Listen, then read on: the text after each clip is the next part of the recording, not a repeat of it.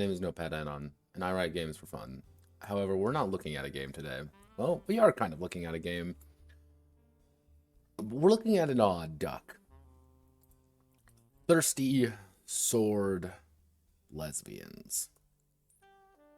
The name has definitely a quality to it. Evocative, something that we already know. We already think we know what it's going to be about. Thirsty Sword Lesbians, of course. However, that is not quite the case. And today I'm going to be seeing what I can do to go through it. So, as usual, we start off in Kickstarter. Kickstarter, this was a Kickstarter project back in, actually, I believe not even last year. So if we go to updates here real fast, you can see when the project actually officially started. Come on, give me. So this was pledged back in November 12th of 2020. So it started in even earlier than that. Means Jesus, please no. Yeah, okay, October 13th, 2020, and the final backer PDF has come out pretty quickly. This is actually fairly new. Do we have a... Oh, we have... Don't worry, we have Gaylord. So, what is Thirsty Sword Lesbians? Well, it is a Powered by the Apocalypse game. And by that, I mean it's powered by the apocalypse. It's not exactly a, what we'll call a unique game in any way. Multiple ways, it's not very unique. However, this project fascinated me when I first heard about it. Not only the fact that it raised almost $300,000 off Kickstarter, with 8,152 backers, meaning that every backer, on average, contributed $30 to it. It doesn't seem like a lot, but $30 also netted you the Smitten category, which actually is 2,732 backers actually did. So a solid chunk of the people who actually bought into this got that a hardcover copy, PDF, final PDFs, everything. And it also got the Kickstarter Project We Love thing. I was fascinated by this game for a few reasons, namely its theme, its concepts, and how, we'll call it egregious it was. It was in your face. There's nothing bad about things being in your face. Don't get me wrong. There's nothing bad about a theme or a project having a little bit more of an aggressive tone to things. However, this proved to be an interesting duck for more than one reason. Just because of, well, you see right here, you have things like Lesbians Coffee House, Neon City 2099, the Three Orders of Ardor, which is technically prostitute paladins, and you know, all of these other smaller ones. So it's like, okay. And then you had this section. Outside the now mandatory, it feels like, not for fascist turfs or other bigots. But then you also had not thirsty, not swords, not lesbians, not anything. So it's like, the initial pitch of the game, from the first title, first three words, Thirsty Sword Lesbians. And you don't need any of that. That would be like if I just decided to run a Dungeons and Dragons game and there were no dungeons or dragons. There were simply people doing things occasionally, which doesn't really have the same evocative feeling. The other part that kind of mystified me a little bit was this. Look at those stretch goals. There's a lot of them. A lot of them. And initially I wasn't too... My ideas weren't really all there. I was like, oh, it's a perfectly natural amount of, Kickstarter stretch goals, but they just started getting stranger as time went on. Because you had things like Gaylords come out. I don't know about you, but subtlety is something I value in my writing, and calling something the Gaylords maybe doesn't have that same subtle feeling to it. And then you have very odd things as you keep going down. You have, like, oh, Wasteland Roller Derby? I thought this was about Thirsty Sword Lesbians. No. Or it's like, oh, hey, here's, some new playbooks. I'm like, okay, wait, they're just playbooks then. Like, they're not very strange. Like, all right, this is getting a little bit weirder.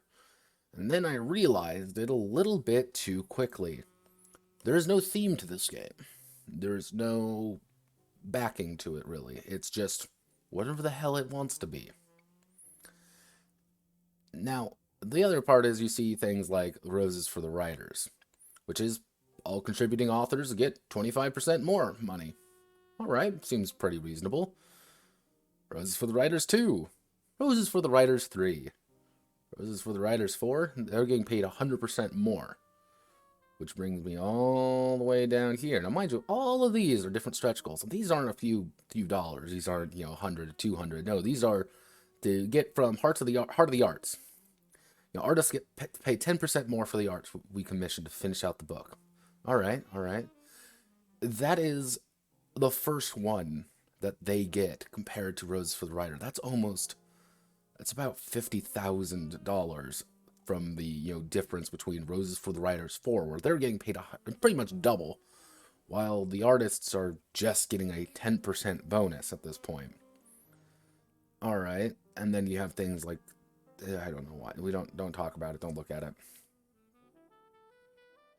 And then it's this very odd thing. You see all of these. There's a lot of them. 60% only at 264,000. Let's not forget that. This is a very little amount of money because we don't know what the money looks like. And then we get the team. We're going to be here for a while, everyone. Okay, we're still going.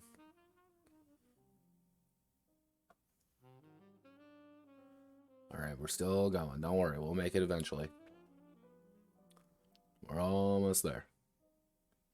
Just a little bit more. Just a smidge more. We're almost there. We're there. We're hit the artist. Not all the other artists, mind you, because there are a bunch of artists, but this one, she's the main artist. She's the only one who matters. This person deserves to lose their job because it's fucking terrible. We'll get that in a minute. Okay, we're almost there. Okay, we did it, everyone. We got through every single creator. Hell yes, soup.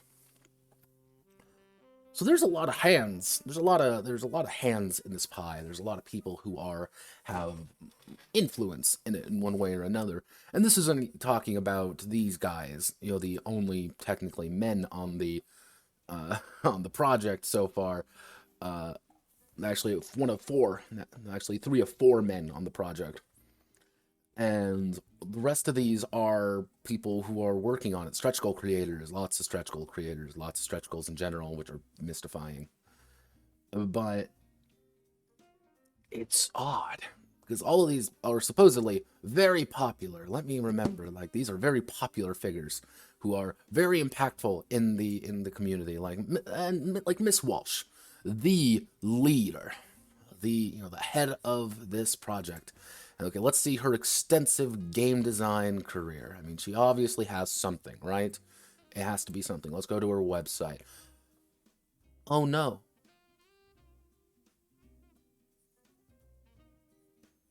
It's 3 games. Well, actually, not even 3 games, because technically, this is a move. A single move for from Masks. For Mask. Like, that's one of her games. Okay, end of the line. That has to be something, right? It's a game that's already... It's a game that already exists. Fantastic Game of For the Queen by Alex Roberts, published by Evil Hat Productions, which further interests me about her own previous relationships there, but we won't talk about that. Done. And Thirsty Sword Lesbians. She supposedly has other games. Supposedly. But I don't know where they are. Because this is where everything leads back to. If you go to Thirsty Sword Lesbians, it brings you right back to the Kickstarter. And I'm like, okay, maybe there's something on her Twitter. But no, it's just Thirsty Sword Lesbian stuff. Alright. Let's take a step back. You know what? That's fine. not everyone, sometimes you just want to do something that's cool. Like, all right, one of the developmental consultants was for Monster Hearts, The Quiet Year, Dream Askew, Ribbon Drive, and a host of smaller, scrappier projects. The first one that fascinates me is Monster Hearts, which is another powered by the Apocalypse game with that same theme behind it. That same theming fascinates me, of relationships and that. That's why it's one of those mystifying facts of this game doesn't really have a creative bone in its body, because Monster Hearts have already done this. So, alright, let's take a step back. This is fine.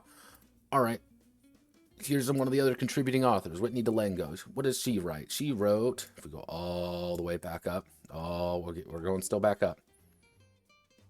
The Three Orders of Ardor, who is the sex work paladins, who get like three pages. Okay, so not obviously not very big on there. And what's her? Oh, it's a.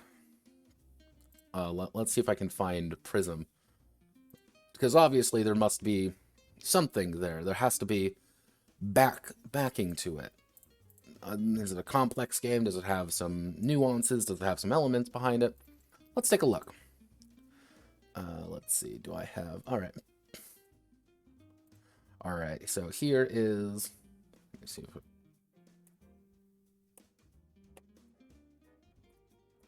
There we go. Let me see if I can remember my own key. Oh, it's the prison sheet. This is her character sheet for Prism. You're noticing something already. This isn't complicated. Oh, look at this entire sheet dedicated to relationships. All right. That's fine. You have a focused look on things. You want to deal with relationships. And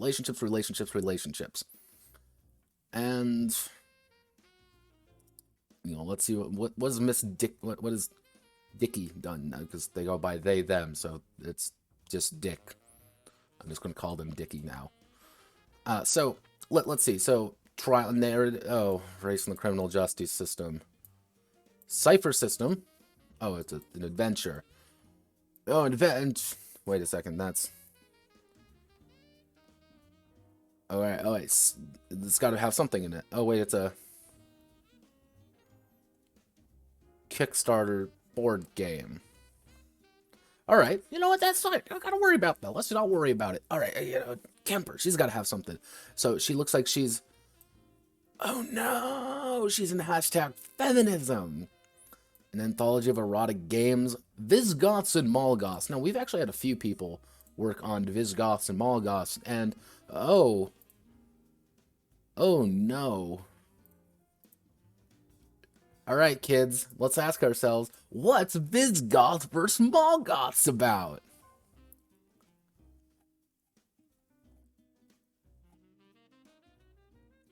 It's about nothing. It's about this. It's about whatever the fuck this is. And, like, alright, there's gotta be some meat to it. Come on, there's gotta be some. Oh, wait a second.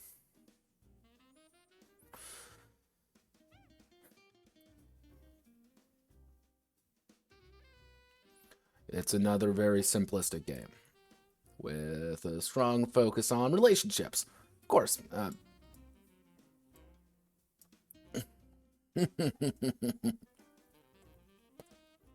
Yes, unfortunately, Sleep. Hopefully you all enjoy your, whatever the fuck this is.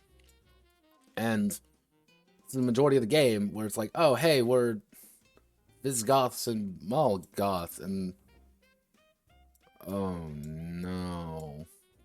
Alright, you know what? This is fine, right? This is fine. We don't have to worry about that. You don't have to work on all these increasingly interesting games, right? You can have focused games. But my question, my query comes to, does Thirsty Sword Lesbians do anything interesting? Does it do anything behind it? Because there's got to be something, right? And I'm like, wait a second. There isn't. There's nothing. So let's go to, Sword Queen Games, run by, I'm going to, Najadi, who is not a woman. They're they, them. Remember that. Don't misgender them. Let's see. Is this it? No. Okay, no. Let's do Sword Queen games. I actually looked this up the other day because I was curious. All right, let's do it. Now, this one actually has some actual, content behind it, but story mechanical games. Oh, no. Tarot games. All right. Games as rituals? Business card games? I think you're all seeing a reoccurring trend. And that reoccurring trend is, yes, she did. She did work on 7th Sea. We see how well that went. It's that odd thing where you take a step back and you have to think, wait a second, what are these people working on? Well, there has to be something here.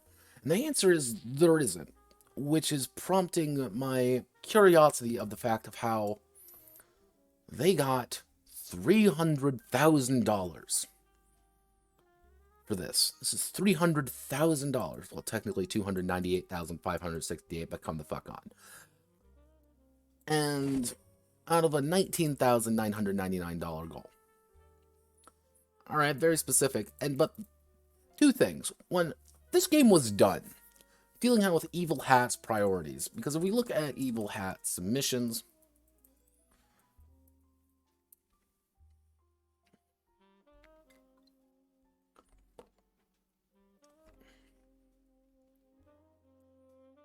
now, Evil Hat likes, well, they want things powered by the apocalypse. They want games intended for print books.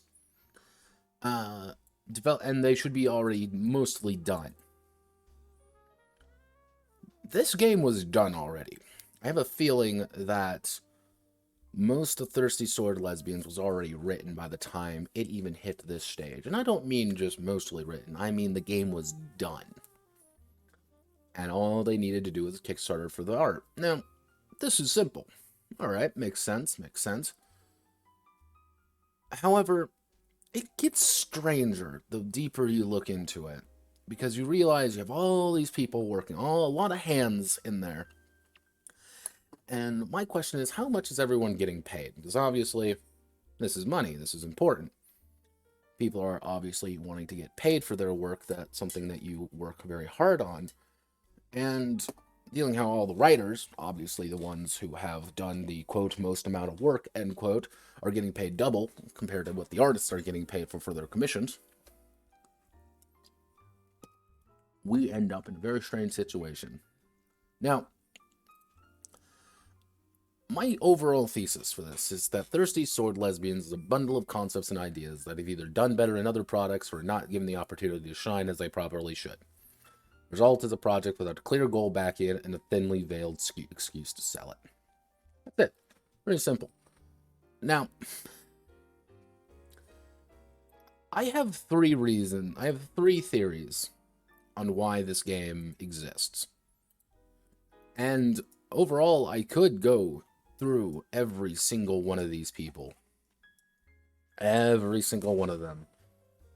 But one thing I've noticed is they're not big. These aren't, all the games that they've worked on aren't big games. They're these small, itty-bitty little micro games, or they're little tiny entities with no mechanics behind them outside of the story. So it's one of those moments of, why bother? So it's one of those, questions of,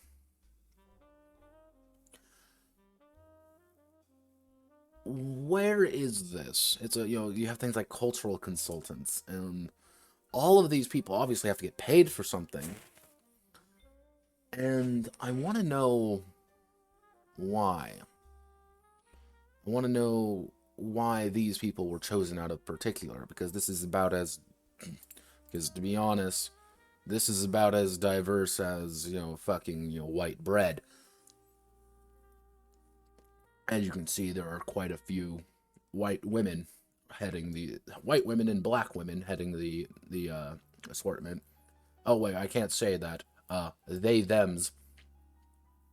A lot of thems and she's running things rather than any other individuals.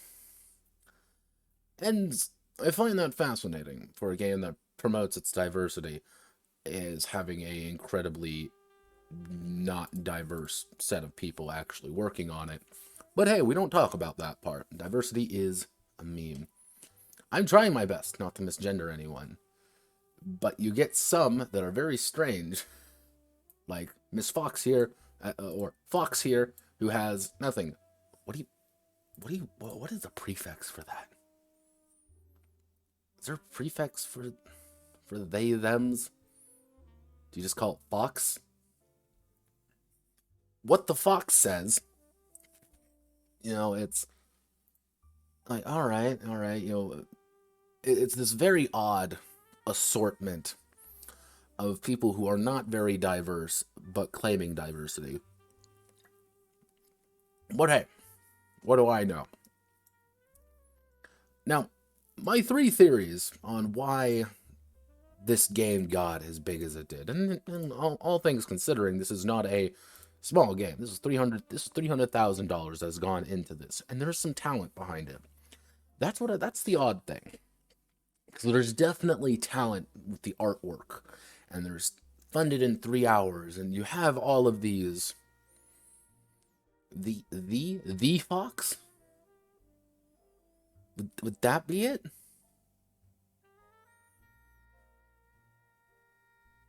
That doesn't sound right. Die Fox? The Fox? That doesn't sound right at all. What?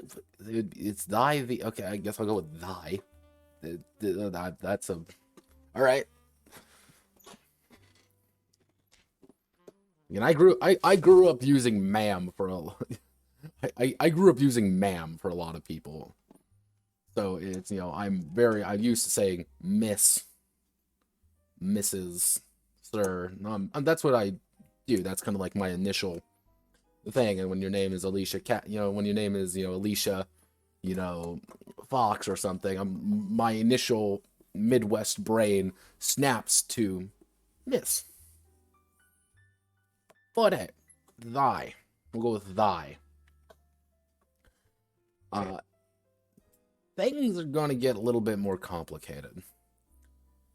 Now, my 3 theories are, this is an ill-thought-out but well-meaning attempt. What I mean by that is, this game you're going to see has about as much subtlety as a brick, or the fucking Zweihander going through your skull. It definitely knows what it wants to tell you, and it's not subtle.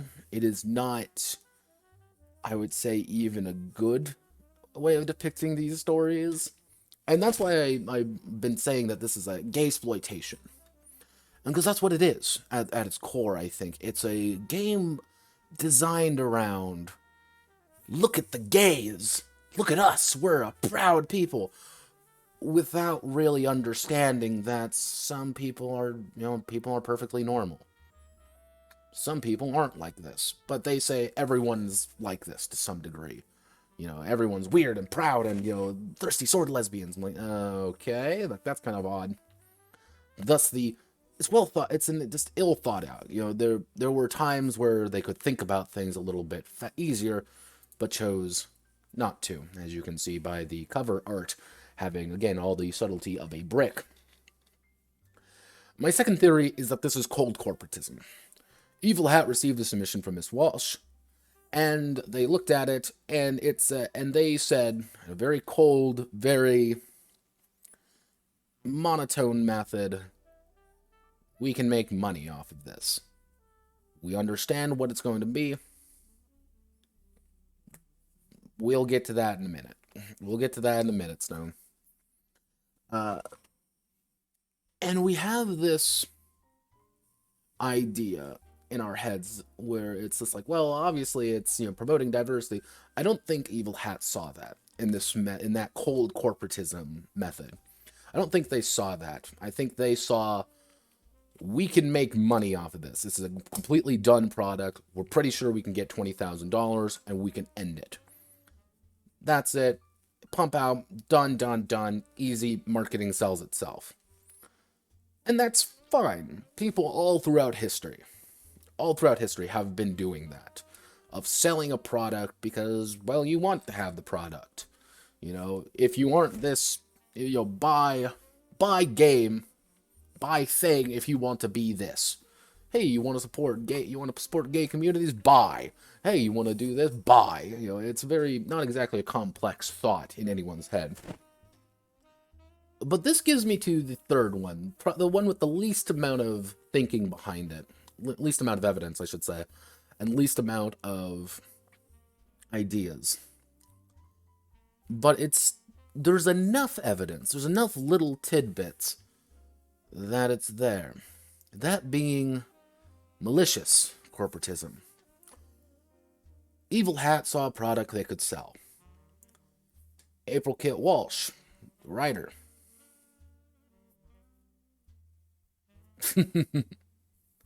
saw a game that she could sell. And they decided to. They put in the minimum amount of effort to sell a product. And what they did was effectively market it less as a buy our game because it's good, and it's buy our game because if you don't, you're a bigot, you're a fascist, you're a TERF, you're the out-group. And it's human nature to not want to be a part of that out-group. It's human nature to not want to be a part of the wrong. No one wants to be the wrong person. No one wants to be on the bad side of things. You always want to be on the good side. Hence why we have this section, which made the rounds in a few places. No fascists or bigots allowed. Support, to play Thirsty Sword Lesbians, to play this game, you must support racial liberation, intersectional feminism, and queer liberation. Respect transgender people, non-binary people, intersex people, and women. Respect radicalized people. Respect black, indigenous, mixed-race people, and other people of color. Respect sex workers. Respect disabled people. Respect immigrants. Respect lesbians. Respect people experience poverty. Respect neurodivergent people. Respect fat people. As a fat person, as part of this group, don't respect me. I'm a fat fuck. Not demand anyone educate you about their marginalizations. In this malicious train of thought, in this malice-filled one, what this is saying is, if you don't buy this, if you don't purchase product, you obviously don't respect transgender people. You don't respect radicalized people. You don't respect sex workers. You don't respect the British. You don't respect immigrants. You don't respect disabled people. You don't respect lesbians. You don't respect all of these people. And nobody wants to be told that. Nobody wants to have the finger pointed at them, being like, no, you are the villain here. You are the bad guy because you don't respect me, you don't respect marginalized people, you don't respect that. And it's baiting. It's baiting everyone, because if you don't buy it, you're the bad guy. So you have to buy it. Buy it, come on. Fork up the money. Oh, you don't have any money? Are you sure about that? But but don't worry, we'll hand out a few free copies we'll hand out the free copies for people who need it, but only if you pay $60 to get a free copy to someone. Only if you pay $45 to get it to someone. Unless someone else pays for you're not getting it. And you very much clearly get the impression they were going for. Now, I'm going to take a second here to yeah.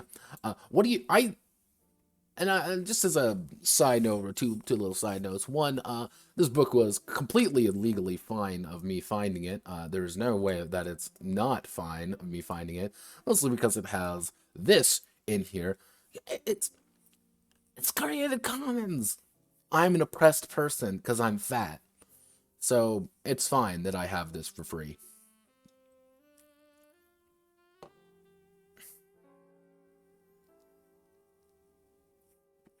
Yeah, so that's my first point. My second point is I have a philosophy about human beings.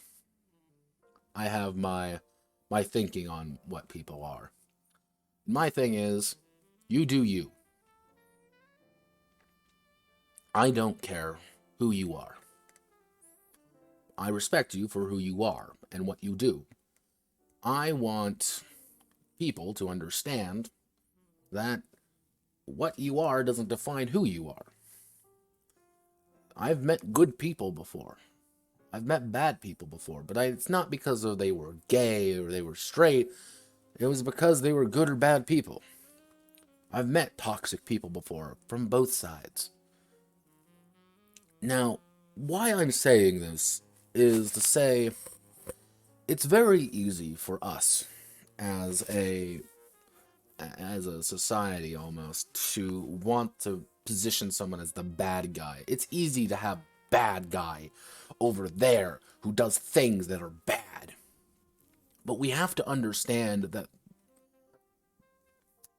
it's not that easy. It's not easy to just say good guy, bad guy. People have reasons for doing what they do. People have concepts. People have thoughts. There are thousands of hundreds of thousands of gay people who probably are going to look at this and be like, what the fuck is this?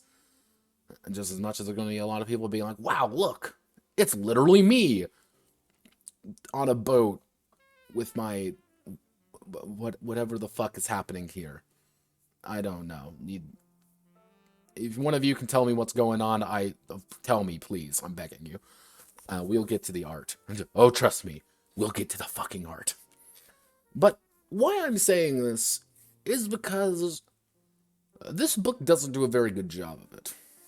There are good guys, and they are gay. There are bad guys, and they are straight. I don't believe in that. I believe in people. We're people. So, with that out of the way, Jesus fucking Christ, this game's really gay. And not in a good way. You'd find some odd parts of this game, and I'm going to go through things as best I can. But for those who know or don't know, I want you to look at this piece right here. This is on page 6. This is the second piece, really, you see. I want you to say to yourself what this project's name is. Say it. This is Thirsty Sword Lesbians. Do you see any swords? And that is going to be a reoccurring theme in this.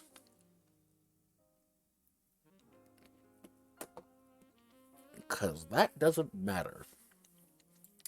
Yes, that's the fun part. Now, I could go into a really long and well thought out, part of this game about, the nature of, PbtA and anything like that, but you've already played PbtA or heard about PbtA because it's powered by the fucking apocalypse. And it's not a unique system. There's a reason it's popular. Yes, there is a can of soda, and then they can't be thirsty. But trust me,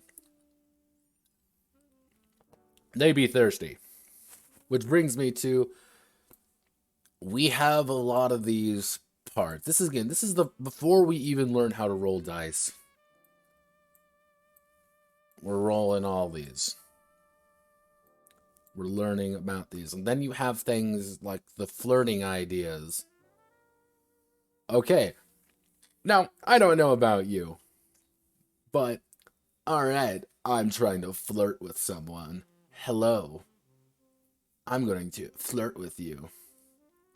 Toss hair in slow motion. White smidge of engine oil off a cheek. Do crimes together. Alright, I guess I'm gonna do crimes with people. It's... It's like, okay. But then I'm realizing, and I realized as I was going through this game, is this is not a game about being gay. This isn't even a game about doing anything really. It's a soap opera game. If you frame the entire game as a soap opera, as this really dramatic hair flipping in the back, and like, oh no, Fabio, I need help. You know, if you go into the meet their eyes in a fiery gaze, tilt their chin up with the point of your sword, if you do that, this game makes a lot more sense. So I want you to picture that going through, as we go through the rest of this Nightmares, that this is a Spanish soap opera. And ironically, the game makes a lot more sense if you make it a Spanish soap opera. So, yeah, like, let's do it. Let's go through all here. We have obviously the no fascists or bigots allowed, even though, hilariously enough, fun fact, kids, I have signed up to run a game in this, just because I wanted to and see if I could. So I'm doing a very special event throughout history where a bunch of socialists, attempt to overthrow the government in Burmany. However, the problem is those socialists have a word in front of them. It's called National Socialist, and the thing is, the game works for it because again, there's no setting here. We'll learn what I mean by there's no setting to this game. So, and we have our safety tools, the check-in card, the X. Can we use the X card anymore? Because Adam Coble had it? Like...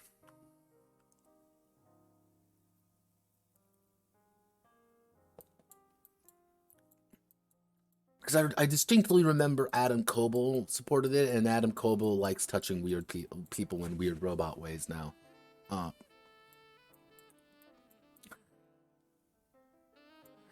Because again, you know, there are clearly good guys and bad guys, you know, regardless of just who you are. Right? Now, here's some more artwork, and you get some pieces like this where it's like, don't worry, come, Adam Coble, join my cabal in our malicious ways. Don't worry, I will simply subsume your power and devour your soul and your game design, contacts, and become one with. Yeah. So, what I'm going to do now is I'm going to go through this and just say it's powered by the apocalypse, because that's what it is. It's powered by the fucking apocalypse. Now, at first, I was interested in this. I'm like, conditions? This is kind of interesting. I like it. It's emotional states. And I'm like, wait a second. Every character is so competent. You can't really kill that. You can't really beat them in a straight fight. You have to pretty much put things on them. You're making them angry. You're making them frightened. You're making them guilty, hopeless, insecure. That makes sense. That's really cool. I'm like, all right, that's kind of interesting. What's this? Notepad. What's this game? Oh, this is Masks. And you may be wondering, why am I bringing up Masks of all things? It's Masks. It's a superhero game. I mean, that's not too bad, right? I mean, come on. Everyone likes Masks. Let me see if I can find the conditions real fast.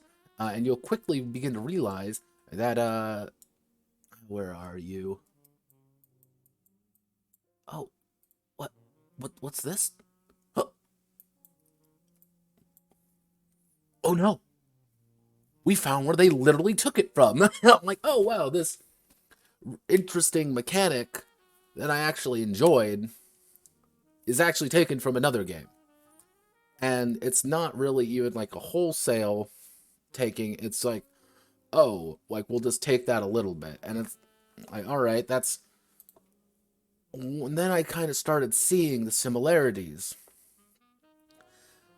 Thirsty Sword Lesbians is almost like a hack almost of Masks, which is in turn a hack of Powered by the Apocalypse.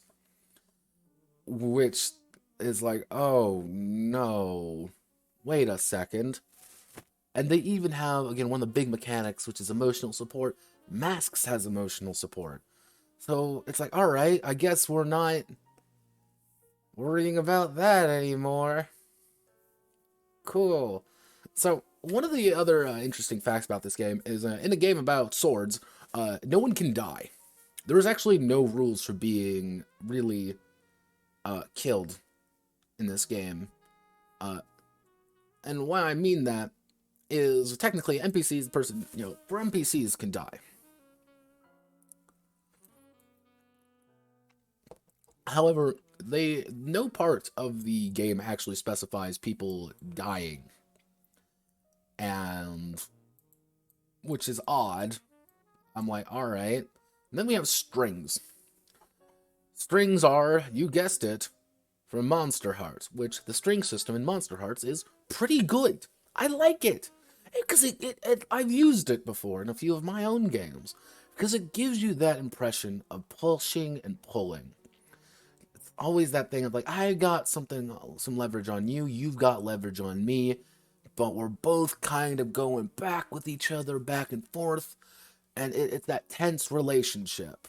I'm a vampire, you're a werewolf, and we want to fuck, but we can't because I'm edgy and you're an idiot. Ugh, I know everyone's really kind of posing on each other aggressively, and then the strings are everywhere. This is a really boring implementation of that strings. It's not interesting. It's a very dull way of doing it. But again, it's been done before. So it's like, alright, there has to be something unique. There has to be interesting. Well, not really. One of the major things is that once you hit 5 advances, which is either going to be 15 experience points. Hey! Stone. I can't say that, but advances, so 15 experience points, which 15 experience points are actually not too difficult to get. You end up with, completing your character. Or if you're doing multi-session ones, it's 5 times 5, which is 25 experience points, which isn't hard to get. Now, the thing is, what you do after you hit those 5 experience points, you have to choose to switch to a new playbook or live happily ever after. The problem is, once you switch to a new playbook, you make a new character, effectively. You only keep something. You can keep one.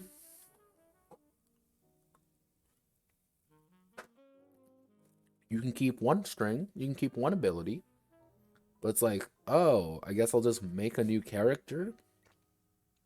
Which, that could be interesting. But when we get to the character classes, the playbooks, you'll quickly understand that these aren't really characters. This is not the Battle Babe. This is not the Gunlugger. This isn't anything like that. This is emotional problems gay people have. Now, that could be an interesting proposition for some. The problem is, it's really dull. It's really dull. Because there are clearly characters that are more favored than others. And then it's welcome to Powered by the Apocalypse. I'm just going to kind of go through, and here's one of the things, too, I want to make a point about. You get some good pieces throughout this book, art-wise. Like this one. I actually enjoy this piece. It has some kinetic to it. It has some kinetic energy to it. People are struggling. People are bleeding. There are problems. There are issues. Even something like this, which is a very clean piece of artwork, which I really enjoy. But for every one of these, you end up with a whole lot of Whatever the fuck this is. So let's keep going down. What do I mean by this? Also, we are not going to go over the fucking actual plays. These are painful to read. But you have things like Defy Disaster. Oh boy. Defy Disaster. Yay. Like, none of these are really unique or interesting in any way. There's no special move that really, like, makes it cool and fascinating. It just happens, and people smile, and everyone claps. Are you clapping yet? Why aren't you clapping? Clap. And you have to stagger, I guess. Like, stagger isn't even that interesting. And then hearts, okay, we can entice people, we can, oh wait, it's just mechanically getting strings on people, which we've already covered is not a unique mechanic, which is kind of a dull mechanic because they don't go 100% on it. So, alright, we're gonna do that, and oh lord. Okay, let's do another thing on the art real fast. This piece is by a woman named Faith Schaefer on Twitter. I love her artwork. She's 2 pieces in this book. And I enjoy it. Because look at it. All the color, all what's going on. You can clearly see the feeling is behind it. And there's some good pieces sprinkled throughout this book. Getting ideas that are solid, that are good. And I can see the little details, like the fact that the woman in red is wearing scale mail. You kind of see that under her coat there. Or the fact that she has rattling chains, and she already has armor, including her big cloak. You know who these people are, and you like it. You're like, oh yeah, I'm down. Hell yeah! And then you get this. What the fuck is this? I don't know. I'm worried. Whatever the fuck it is. And then we get things like Figure a Person Out, which, one of the things I don't like about Powered by the Apocalypse, especially,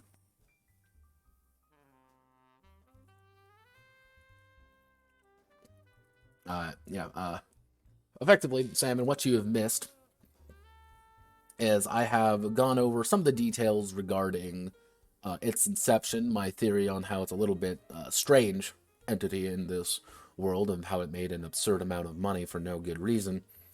The other thing I've been going over is how the art and how it's a really boring game with absolutely nothing unique about it. Because most of the major mechanics that are like unique and interesting aren't. They're taken from other games that people who worked on it have worked on previously. But don't worry, we don't need to worry about that. Don't think about it. And if you position this game again as the soap opera RPG, Figure a Person Out actually works. Problem is, you don't. If you don't apply that soap opera logic, thirsty sword lesbians don't really work. Because again, cool! Fighting! Oh, we're figuring people out. Okay, we're doing this now. Alright. Oh boy, let's give people XP, which is very limited already. Oh boy, it's like, it's this really dull. Yeah, also, thank you for everyone watching. God help you all, though. All right, one day. But you also get things like Smitten. Smitten. Oh, cool. It's like, it's not a move though. This isn't the fucking move. It says it's a move, but it ain't. It ain't. It's like, oh, all right. And my favorite move, finally, kiss in a dangerous situation. That's literally what it's called. That is what the move is called. Finally kiss in a dangerous situation. And all it is you take a +1 ongoing to get the safety to protect others for the rest of the scene. You are mechanically incentivized to make out in the middle of a combat scene. I want you to remember that. Just fucking make out. Go for it. What are you going to do? Also, it says recovery moves. It's recovery move because there's emotional support. That is all you get. You feel emotional support and you clear conditions. Because again, there is no conditions, there are no combat things for having your arm sliced open. You're just angry or you're sad for that. There's no condition for having a blade go through your shoulder and having to rip it out and have blood gush everywhere. You're sad or angry because of it, or you're insecure. Which, and you can make it work. That's the beautiful thing. You can make something like that work, and that could be very fascinating. But the problem is, you go through, and it burns, and it hurts, because getting stabbed sucks. You may be wondering, all of you may be wondering, getting stabbed sucks. But again, there are no rules for health in this game. All you have are the conditions, and PCs cannot die. Since PCs cannot die, you end up in a situation where, lady person, I feel so sad for you.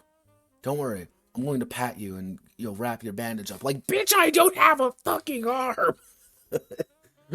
My arm has been ripped off. It's I get shot. There's no rules for guns in this game, because that's not the point. And it's like, oh, all right, it's like I smooch the drag. I'm gonna smooch your boo-boo. Yeah, you might be bleeding internally, but that's fine. Lesbians don't die. Remember that, kids. And then we also have call on a toxic power, which it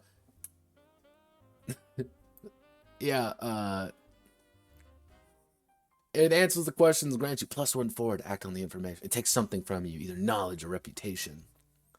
You mark and condition it. You gains a string on you. Here's the funny thing with this. This is a really bad move, and you never want to do it. Because what you have to do, pretty much it's 2d6 plus whatever your spirit is. And since every character is going to have a minimum of... Every character has not much on their attributes-wise. They only have a +2 in total. They're going to probably... It's going to be 2d6 plus 1. Which isn't a lot. You may be able to get a +2. If you're lucky. Or you can spend a lot of strings and maybe get a +3. For the chance of answering a question and getting a +1 forward to act on that information. And then, or if you roll a 7 to 9, you just lose, and you lose something. But what happened if you roll a 6 or lower? They never talk about that. They never talk about you just get your shit rocked or something. Because why would you? This is for Wide Coat Man, my favorite character in the entire book. Look at that man. That man's infinitely cooler than you, me, or anyone else.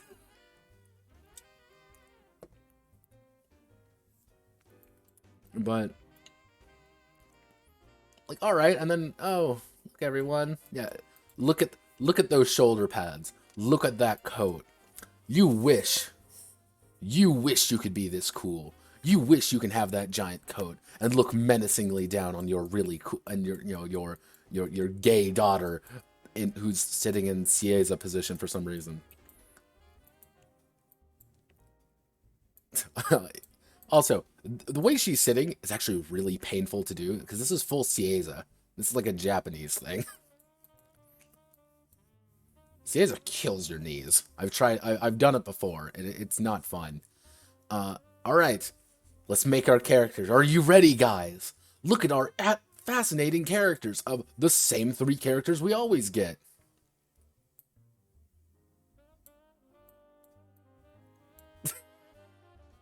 Are you ready? Let's do it. Let's make a character. All right, we gotta do introductions. We gotta do our relationships. Like, all right, we can do it. Let's do our play. Oh God. Okay. Yep. Here's our thirsty sword lesbians. Let's do it. Okay. Let's go. The Beast. Living their truth versus fitting in the dominant social order. Now, I want you to take a note to see this section. This is what I like to call the Kit Walsh I give a shit about you section. This isn't very long, she doesn't give a shit about you very much. She likes the furries. She really likes the Beast. And you've already seen her a few times through this book and the artwork already, because she's a poster child, arguably. She's one of the poster children. And this is what I mean by the stats being... You get a +1 on your stats. Usually it's a +2 or it's 0, but it's like a +2 here, a -2 there, to really get you the idea. Not the beast, not any other character. Now we also get feral. You walk in civilized circles. Your feral score starts at 1. You increase your feral when you do this, and you decrease it when you do this. Oh, wow. I don't know why this piece is here. I don't know why this piece of artwork is here. And then we have our playbook moves. This is currently one of the few ones that actually have a fight. A fight option. But you also get things like Big Dyke Energy. And I can say that because it's literally right here. Like, it literally just says Big Dyke Energy. When you make it clear to your foes that you're on a biggest threat, then for the rest of the scene, whenever you roll 10+, you may choose someone present to impressed or intrigued by you. Once during the scene, you gain a string on someone. Gain an additional string for someone who considers you an enemy. Now, I want you to think about this, except you're not playing the Beast, you're playing Javier, San Francisco or something, and you're this big, that big Dick Van Dyke energy, and you stroll into the battlefield, you have your heroic sword on one hand, and he's like, well, cease, Beast, because you're a feral monster, and you're cool and awesome. Soap opera. What I'm saying is, think about like this is soap opera. And some of these moves are just bad. It's like, oh, when you say aloud what you want from an NPC, you give them a string or on you to ask a question from them to figure them out. Person move. What? Why? But that's it. Like, this is all the moves you get. This is everything you get. Why? Because it doesn't matter what you get. None of this matters. And then we have Chosen. Look, everyone. She's the chosen one. We all love her. +1 here. And you get destiny. That sounds really important, right? Destiny. 2 heroic aspects, 2 tragic aspects. And you're getting something, La Creatura.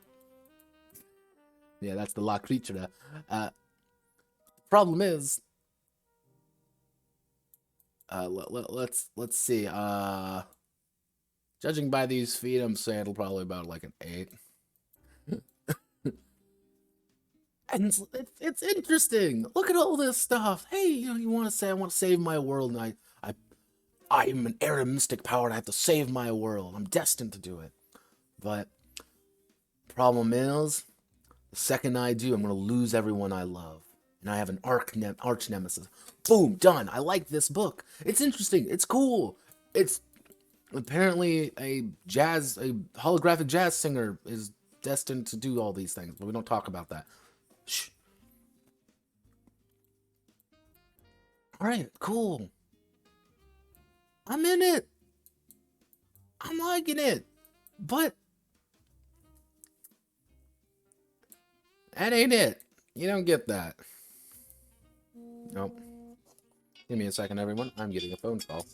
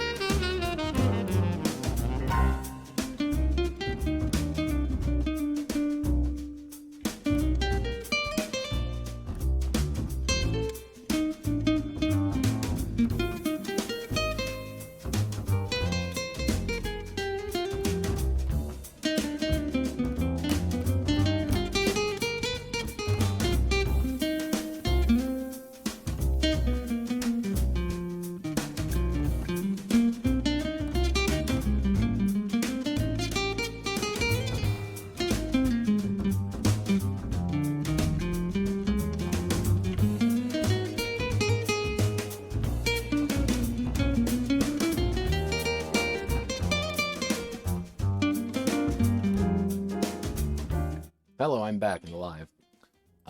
Getting random phone calls is what we do best here.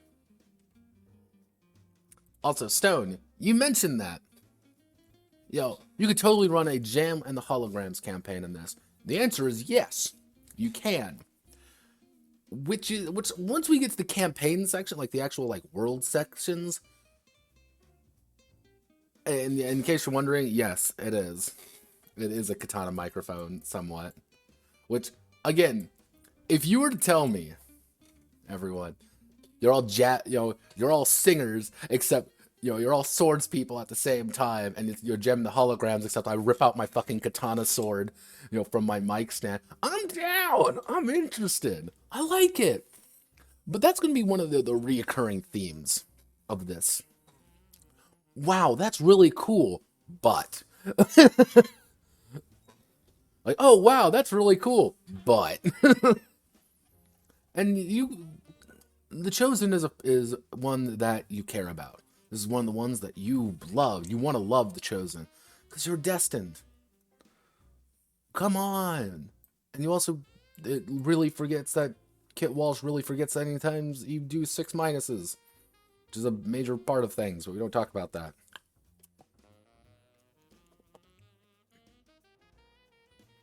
Yeah, pretty much. But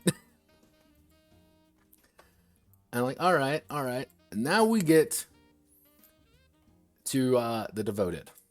You like the Devoted? Do you like the fact that Kit Walsh doesn't like the Devoted? This is literally a... Just compare this little section of the Devoted to this. Come on, you got a big one here compared to the Beast. Boom, look, you got like we're invested in this character. We're invested in the Chosen. We're not invested in the Devoted. Nobody likes it. When the first example archetype you have is Sidekick. Oh no. Guys. Sidekick. And the thing is, I can understand if it was like, all right, we're in a like a alphabetical order kind of thing.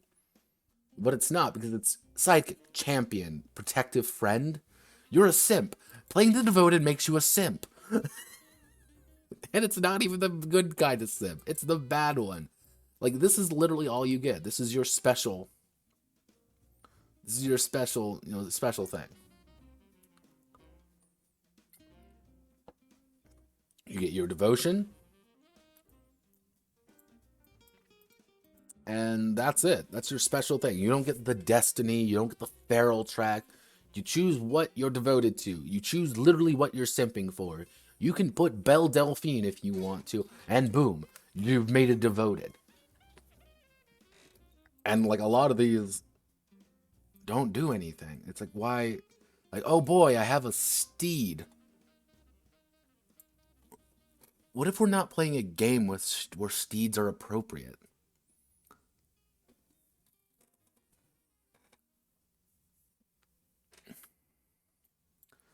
It's like, why? Like, there's an entire move here. Like, this...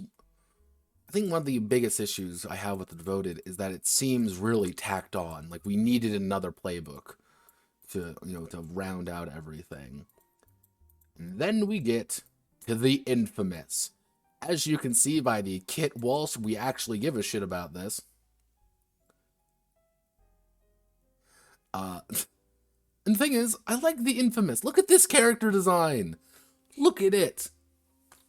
I like the way this looks, but unfortunately it's this. And that's an interesting character. You can get an interesting character out of this concept. Hey, I used to be a villain. I used to be a bad person. Now I'm not. I have, turned over a new leaf. And I'm becoming better. Oh, wait a second. I think there.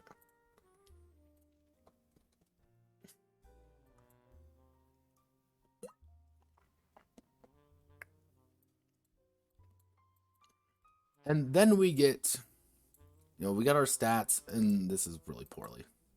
Yeah, it's Undying Joint Hydra, which one part I'm going to get to, and I want you all to start seeing this, and you're all seeing this probably a little bit. This game is not its own thing. It's everything that the author and all the sub-authors combine together to say, this is cool. Someone said, man, I really love Revolutionary Girl Lieutenant. This is the greatest shit I've ever played. We're making a game on it. Alright, cool. Guys, I played Undertale. Holy shit, this game's amazing. We have to make it in the PbtA book. Oh my god, great. Guys, you won't understand. I found basic Asian media. I need to make this a game. It's like for every interesting idea, there's always someone to punch them right back in the face for it. And this is things like, if you pretend to be a villain, if you talons of the past, what makes a home, and it's the Infamous doesn't feel anything. Like, there's nothing interesting about the Infamous outside of like, hey, I'm now a story character. You become a sidekick. And the thing is, you embrace that sidekick status. That's what you have to do. You're a sidekick for someone else. Because you have no feral track. You have no destiny track. You don't even have a devoted thing to worry about. It's done. Congratulations. You have, this is it, really. You're a bad person. Congratulations. You're a bad person who does bad things. And you know bad people. Because all bad people know each other. And then it's like, why is it here? Because someone wanted to play Undyne.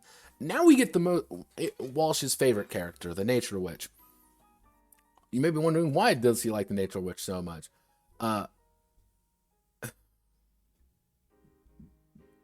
Yeah, your story arc, TM, is now done. Go home. Have your happily ever after. You've completed your game. You've completed the game. Then we get to the Nature Witch.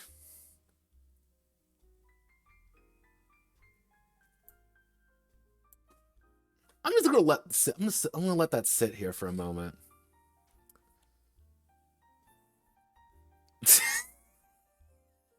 I'm just gonna let that sit there for a moment and why do people love this character so much? And the thing is, we've seen this girl already, or whatever the fuck it is. We've seen her already, and the very first panel, very first piece of artwork we get, there she is.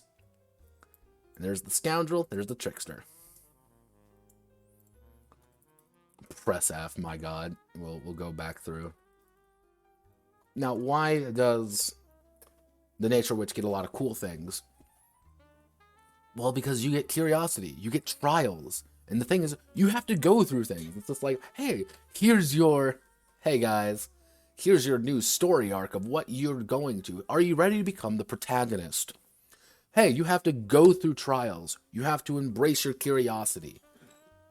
And it's like, oh, look at all these wacky moves you get that are actual kind of moves, and you get to roll dice occasionally. And then you get things like, I ship it. Really, guys?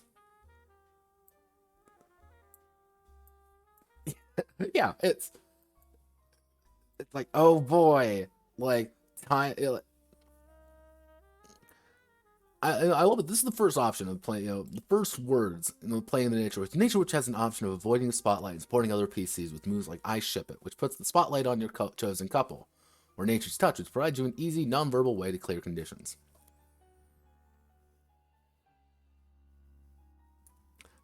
The first thing, yeah, it is. Shh. The more you think, or the less good it gets. The first thing when it says of playing the Nature Witch is not, all right, here, this is your character.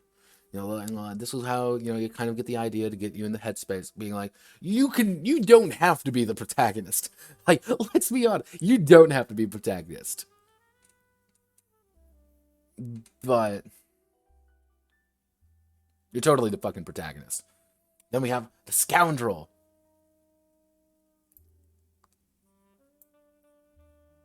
Who wants to be a shimbo? Yeah, not a term. That could not be a term. I refuse to believe. I didn't even see that. Shimbo. Come on.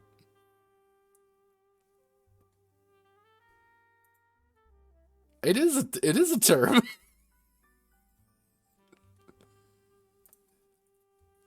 A mixture of slutty and himbo, used by girls in Yorkshire to describe male enemies. Shimbos are all over each other. Don't those dudes realize that shimbos only have eyes for each other's? What? What? All right, all right. We slut shaming now. Don't worry about it. Yeah, we're slut shaming now. Don't worry. Don't worry, it's fine. We can. They're gay. We can totally slut shame them. It's empowering. And here's another one where they don't get anything special. They don't get cool, interesting things that allow them to have a mechanical bite. It's, hey GM, can you please let me have fun? Hey GM, I want to live in the moment. Can you please have something fun for me to do? No. Like, heat of the moment. Like, oh boy. Like this. They'll do it in exchange for a small concession of reassurance. What? Like, there's no bite to it. And this is what this game needs. It needs a bite.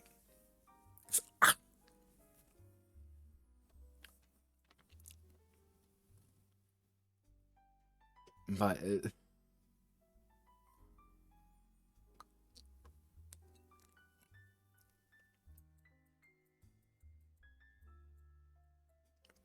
no, I do not believe it is a man, PbtA. As technically these are present, as well as the fact that there are actually no male characters who are good. There are no good male characters in this book. And I don't mean like, wow,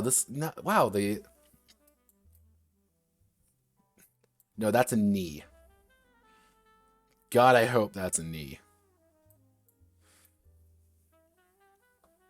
But yeah, like, Han Solo would be a scoundrel. Yeah. Yeah, oh yeah, that's totally Han Solo. Because again, guys, I watched Star Wars. No, give me one second. I gotta do the guys. I watched Solo. I ship it. I ship Han Solo with the Millennium Falcon.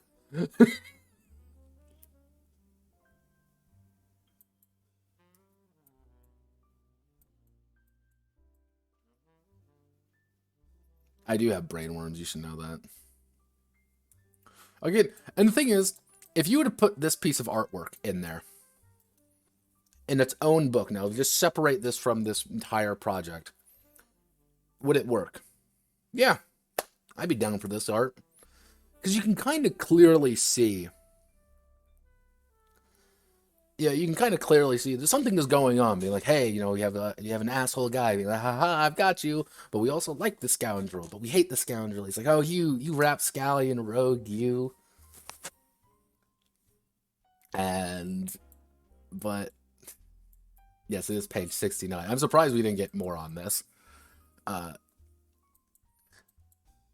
But it's like, oh boy. Yeah, this is one of my favorite moves too. Rip. When you take a narrowly evaded physical blow from someone dangerous to you, you may declare your clothes were damaged and are now practically indecent.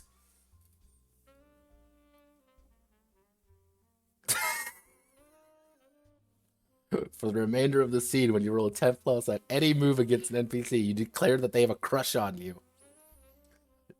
Smitten with you during the remainder of the scene may mark XP. Yeah, you literally have a move which just allows you to be horny for getting almost dying. It's like, what? But again, apply this character to a Spanish soap opera. You already know who this character is in the Spanish soap opera this game is. Come on, you can see it. I know you can. And it's dramatic. It's like, oh my gosh, look. Fabio has ripped my shirt open dramatically, and now my bare chest is exposed. But don't worry, it's not gay. None of us are gay here. Don't worry. Yeah, no, it's it's the idea of being like, don't worry, we're just all posing dramatically. Ignore the oil I have now smeared over myself in this Turkish oil wrestling competition. Yeah, it's like, all right, I'm down. And yeah, no.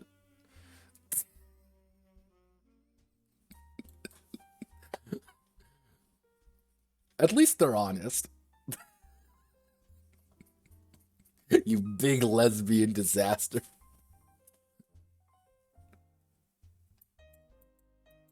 And then we have the Seeker. Seeker gets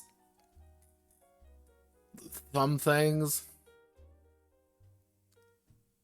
Here's one of the first instances of hetero people are bad. If you're straight, you're bad. Remember that. Remember that, kids. Straight people don't belong. Straight people are evil. Immigrant from heteronormia. And it's like, all right. And then it's like, okay. 6 commandments. The authority is issued. Wait a second.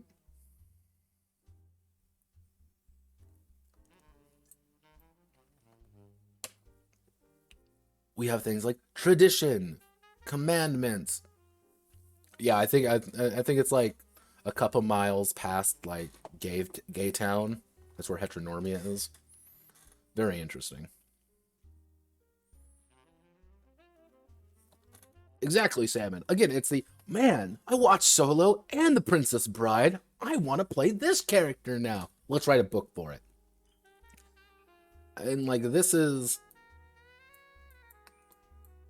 You guys will get some people. You actually get some flair here with the God, what? It's not the Chosen, with the Seeker, which is literally I'm straight, but I want to become gay now, which gets really complicated later on.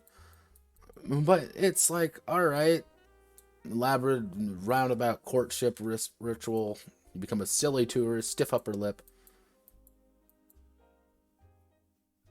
Oh, like, come on, people. Like, you need to.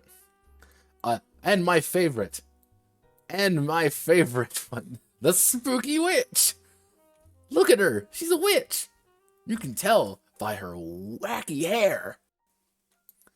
Ignore everything else. Sorry, guys. I'm part of the gays now. Yeah, is a weirdo who does her own thing. But yeah, it's like, all right, here you go. And one of the things that you get is unseen things here. It's like, oh boy, commune with the unseen. Like, oh, I'm gonna do this. Yeah, we're gonna ignore the discount Soul Edge. We're not gonna talk about Walmart Soul Edge. Walmart brand swords. And one of my original favorite moves of I like snails. When you are smitten with someone, figure them out. Blurt out something weird. Let you question on the list. Then ask them a question from the list. Hey kids, are you quirky?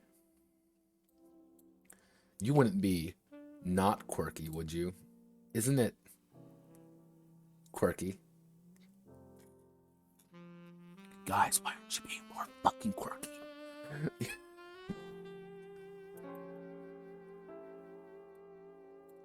It's. Yeah, I've also begun to notice, like, you see things like this.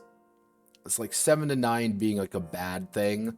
Like, oh boy, dance around, you arrive at a distant destination of your choice, or you fuck up and arrive too late, and it's just like, or do you just fail? What happens if I fail?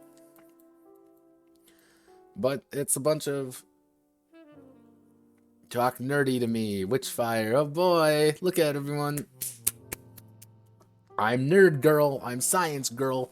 Laugh. Why aren't you laughing?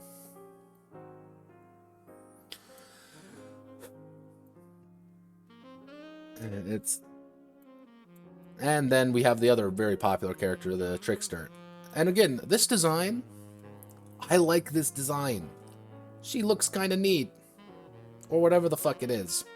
Because it has a mouth, her stomach is a mouth. It's weird. I'm worried by it. But it's like, alright, cool. Alright, we can do... Oh, look, you get your own special little track to keep care of. Oh, you gotta clear the mask. Look at everyone. I like legs and heels too. It's like, oh, look about it. Look at all the little masks and all the little things here.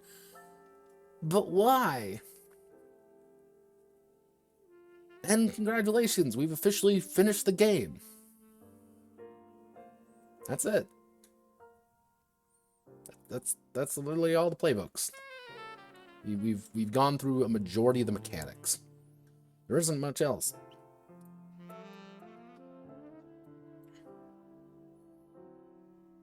What gave it away? What gave it away, Ori? What gave it away? Was it the mask? Was it the mask? Look at it. Look, isn't she so fucking kawaii? But like, all right, let's GM the game. All right, we're here. Let's do it. I'm ready. Okay, we gotta make it. Oh, here's the GM section. It's like, make it gay, you cowards. Feel their feelings.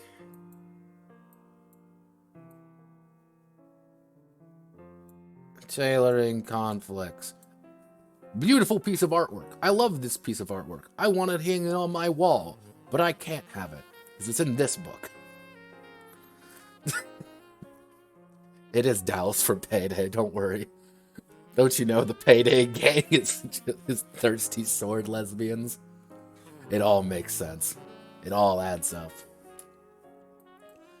Now, the thing is, you get a lot of these. Like, congratulations, GM moves. And I could go through these, but the answer is, if you've already played, never ever. Never ever sleep. No PbtA game ever. Unless you want to use caps for it, I guess. But you get things... I don't really know what the fuck's going on here. Like, oh, okay. So it looks like bad person is punching good person here. I can kind of make it out. Hungry gun guys. Yeah, it makes sense, Stone. It makes sense. Yeah, cryptic looking ass. I'm like, all right, let's do it. Oh boy, it's anarchy. Oh god. Don't worry, everyone. You can bone anyone you want. There's no shame in it. And now my favorite piece of artwork in the entire book. Behold your gaze. One thing I always admire is that the scoundrel always looks like relatively the same, except her bust keeps getting bigger. And but like the poor nature witch, I don't know what happens to this girl. Like, the nature witch just goes like 9 miles in different directions. I always feel really bad for her. Yeah, like this has gotten bigger over time. And if you notice, she has never actually put on any clothes. But it's like, what happened to you? What happened to that smiling girl on the ship in the first page? Now you're crying on a ship. I've noticed there's a lot of ships in this book so far. I didn't notice that before, but here we are. Like, what happened to your face, ma'am? Yeah, I would too. And do you like pastel colors, or what the hell's going on here? Like, actually, I believe this is supposed to be the Chosen. I think she literally just puts new hair on every now and again. Which, Alright. Looking longingly into the sunset. Da-na-na.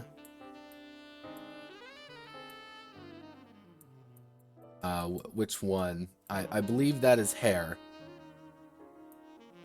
I believe that's supposed to be hair.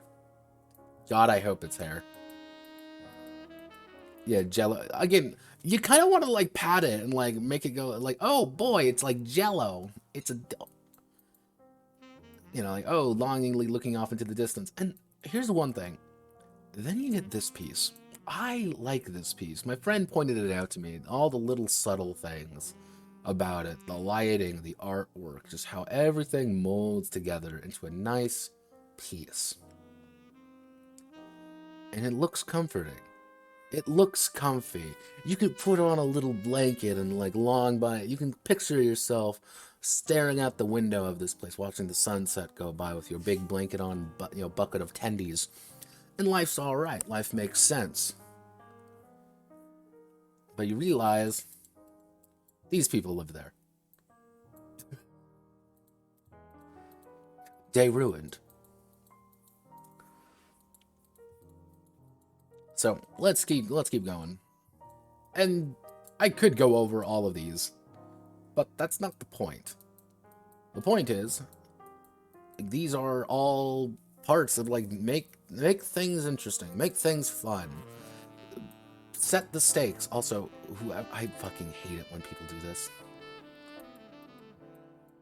Shut up, Stone. Yeah, of course, until it erupts, then everyone will die, and then everyone will feel sad. But we're already sad, and since there's no death in this game, everyone will just take a condition of sad. And it's like, oh boy, strings. Yay. Also, do you like your furries? Here's your personas. All I'm saying is that I want to play this person. I want to be this character. Look how menacing this is. Like, I'm down. Looks like she's got a fucking like katana lightsaber. I'm down. Can I kill the furries? I'm down with killing furries. Let's all raise our hands here. Like, are furries people? They don't want to be. They want to be animals. Get a sad condition. I'm like, all right, okay, let's go down. Let's like, oh boy, another one of my. This is actually an emote on my Discord server now, called "Aw yeah." But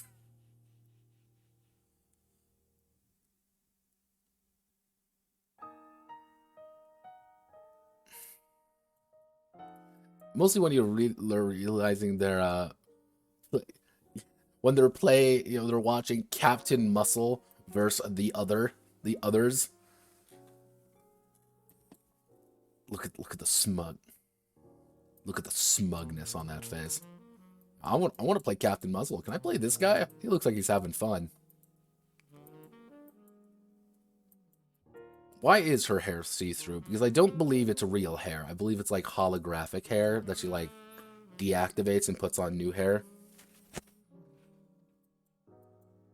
Captain Muscle game when? Yeah, pretty much. Lesbiab.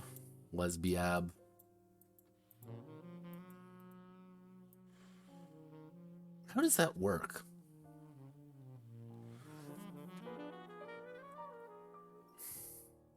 If you're non-binary, and you like girls, does that make you a lesbian? Because what a lesbian is a girl who likes a girl. But if you're non-binary, how does... Okay, no, not get into this train of logic. Alright, so... Pacing short game, 3 session.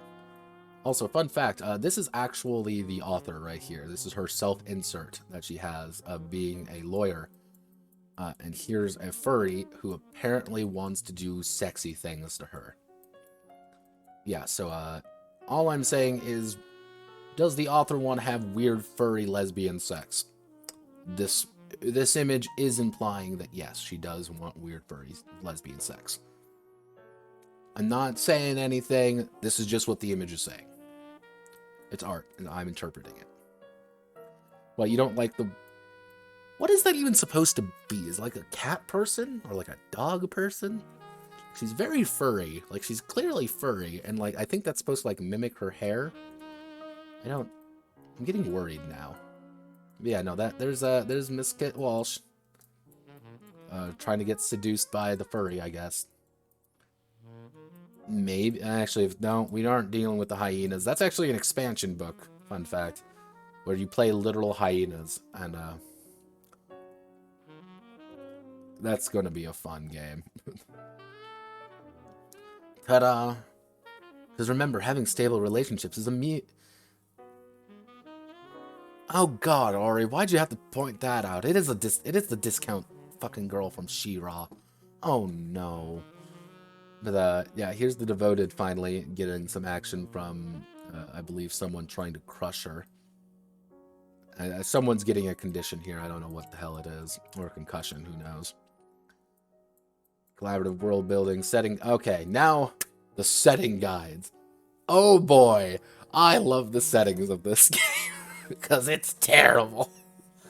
So to break it down, we have Star Wars, Roofie Coffee House, Cyberpunk, Sex Work Paladins, something steampunk, and it's indigenous people are fine living on their island as long as you're refugees and sad. Go, you see a revolution, but not a revolution. You're actually maintaining the status quo. Shh.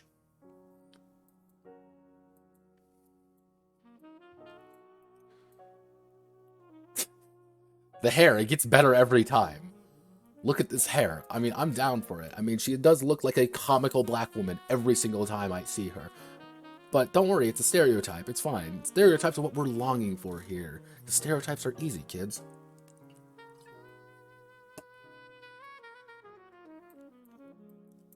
I think that's one of the things that annoys me about The Chosen more than anything every time she shows up, is because you have holographic crazy hair. Like, there's a lot of things you could do with that to really emphasize, like, yeah, this is weird and spacey and stuff.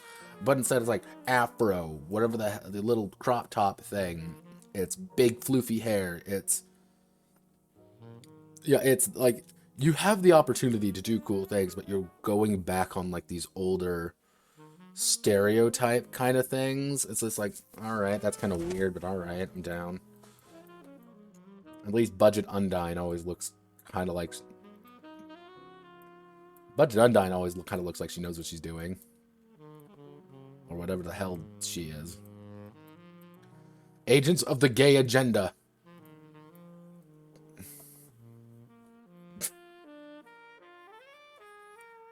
Alright, everyone. Are you ready to be part of the gay agenda? Again, space martinis.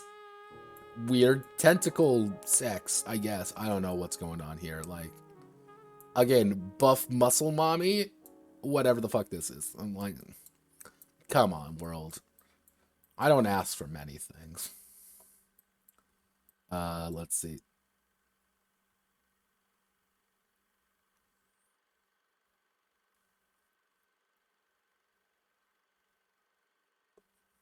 What?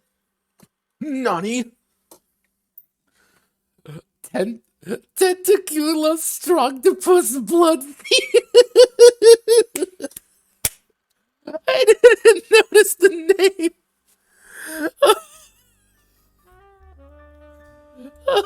What is this name? Oh God. Strongtopus. Strongtopus.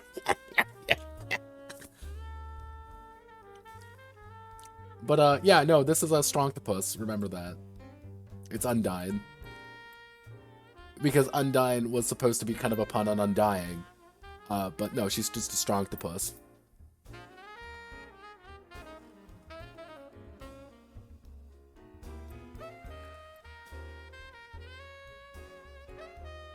Her divine radiance. Elevaradrine of Crystalliat, like, oh God, please tell me that you're not a fucking pony reference.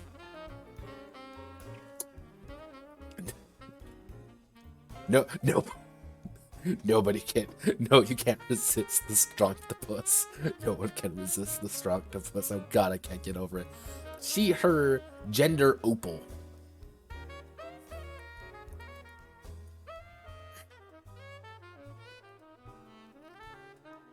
Heh.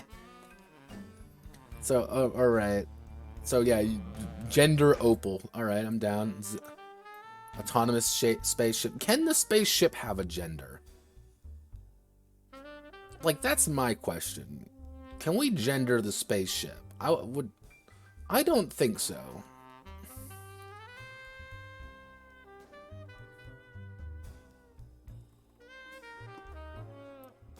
No, please tell me it's not. Oh, it is a Steven Universe reference. Fuck! Every time! A dragon sex worker. Alright. Also, here's a Legion. A pale imperial noblewoman, muscle and scarred despite her military prowess. She's most renowned for her extravagant parties, typically in unique locations, as the Titan's graveyard or the Whispering Nebula.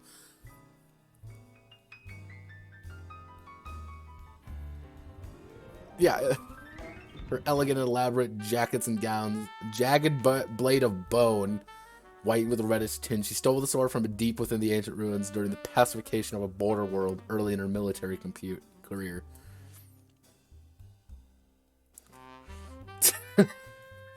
Hey, Stone, that's you're not Stone. That's very ill-sighted of you. You can screw anything you want. Sorry, my yeah, my pronouns are milady.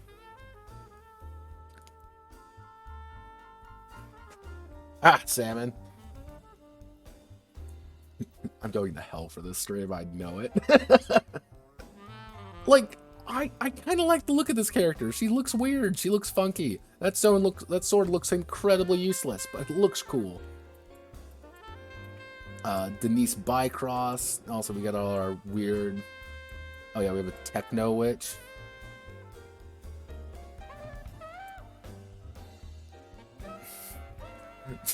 Someone play Consuser Todd. We're going home. Yeah, it's like, alright, oh boy.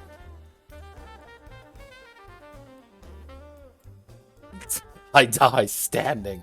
Now, here comes Lesbians Coffee House. I hate Lesbians Coffee House the most out of all these settings.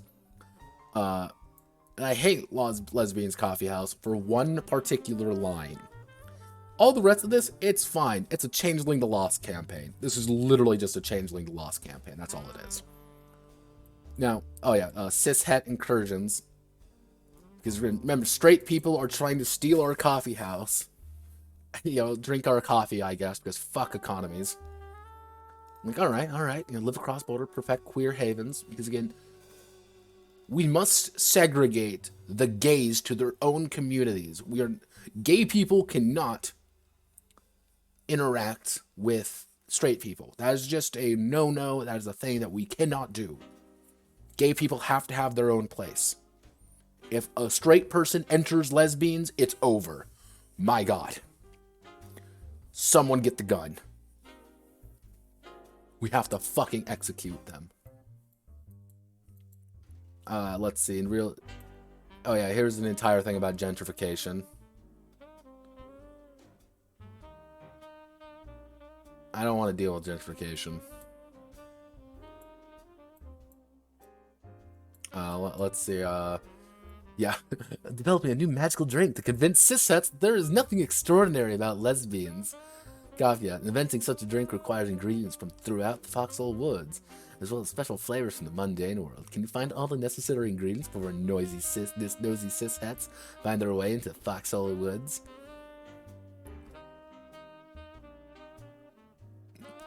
See,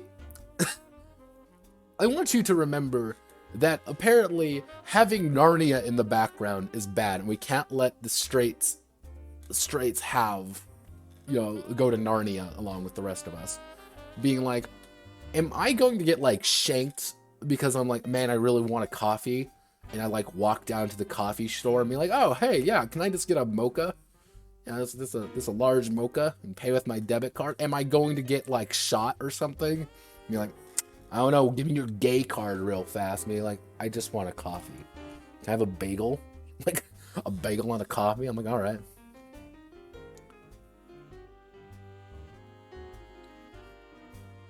Also, the members of the city council discovered Foxhole Woods and want to harness the magic to use to their own political ends. Bitch, you found Narnia in a coffee shop. If I found fucking Narnia at a coffee shop, I'd be like, hell yeah, we're invading Narnia for oil, baby. Like that's kind of a big deal. I don't know about you, that's kind of a big deal.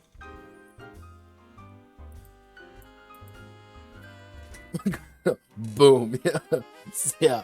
Now, here's my the one part that makes me like, no, please God. Cis hets are crashing your speed dating night, determined to enjoy the magical beverages of lesbians and fall in heterosexual love with each other. Can you show them enough magic to awaken any latent queerness in them, without fully revealing the secret of Foxhole Woods? Oh, hey people, let me just lace your drinks with magic roofies. Delicious. I love myself some magic roofies to make me gay. This is literally Alex Jones, you're turning the frogs gay. Hello, Bobicus.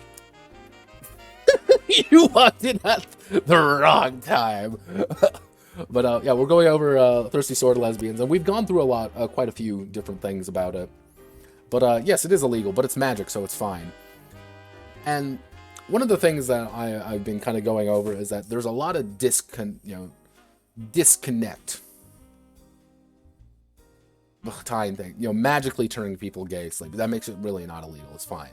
You're trying to go to Narnia, and the Narnia just happens to want you gay. It's fine. Who cares, right? It's exactly.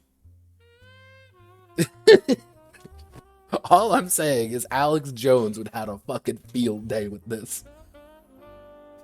And it's like turning the normies gay. Yeah, and it's like, oh boy, here's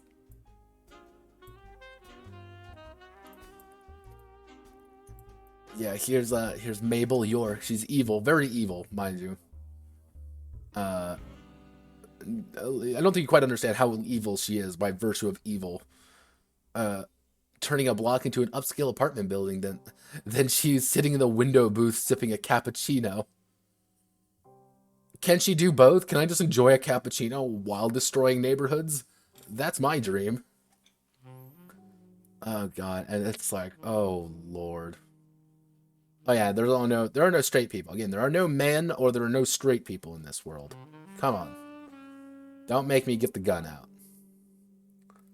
It's like, alright, now it's cyberpunk. I'm not even going to really spend much time. It's cyberpunk. Except everyone is idols and mechs, I think.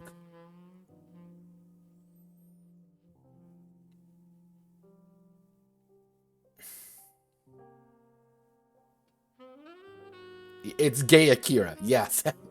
It's gay Akira.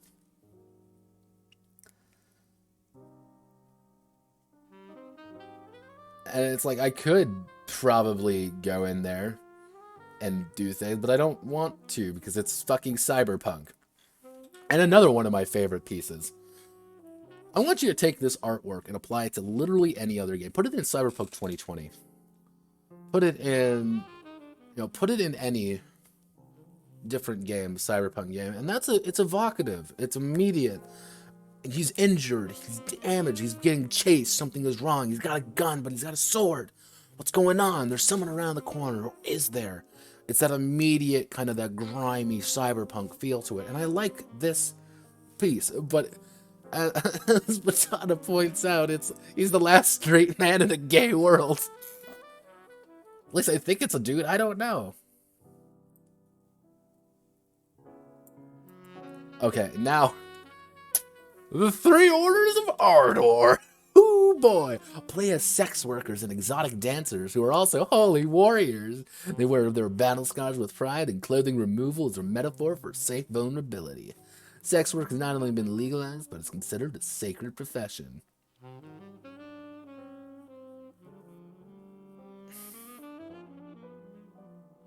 All right, this is what happened. Zippity doop bop.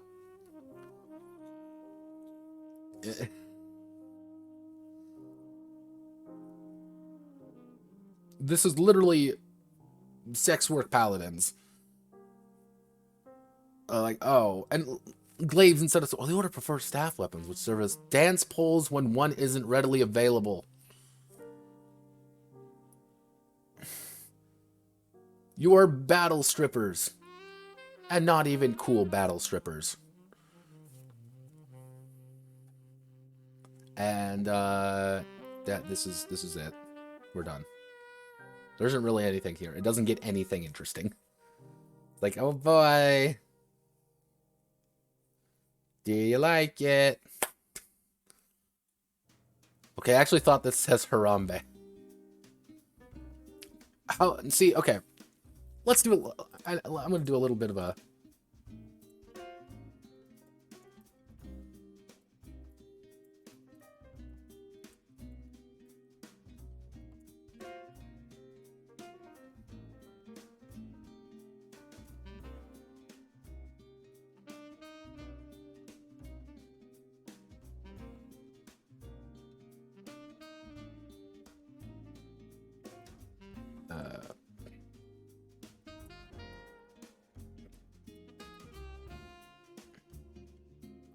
about 7 feet. So yeah, this is about it's 7 feet.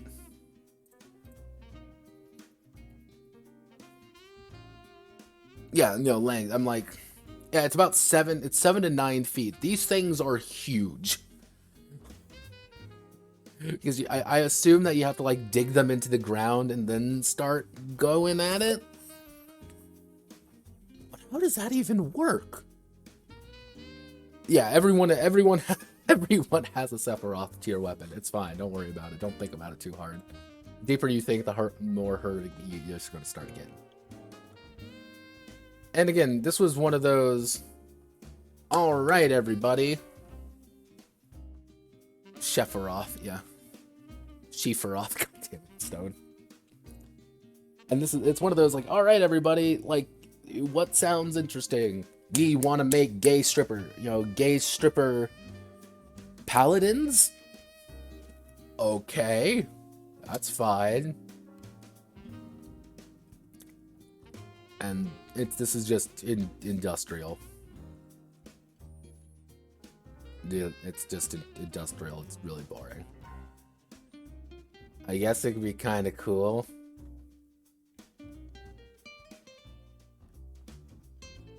Yeah, I know, these things are massive.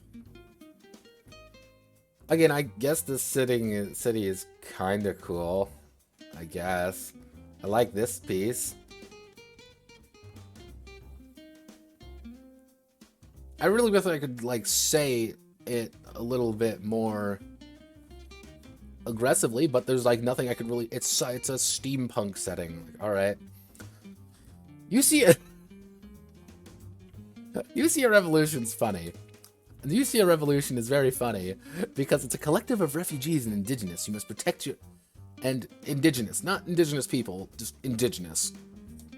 You must all protect your home from colonial and imperial forces using charm, your wit, and your sword. Oh yeah, you also have the world's first airship.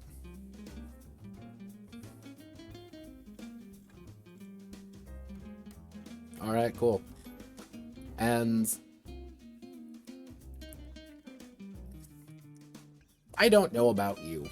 I don't know about any of you, but historically speaking, indigenous people do not like it when refugees show up to their homeland and say it's their homeland now. They do not like that very much. Usually it's an accommodate or die moment, and I don't think this is very accommodating. But hey, what do I know, right?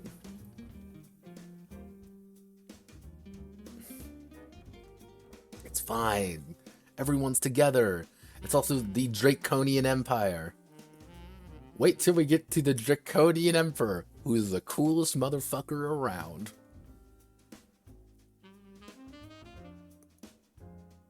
Wait. Sorry, I almost had a stroke there because I just read something I shouldn't have. Let's see. Rules at least half. Society is very control. Wait.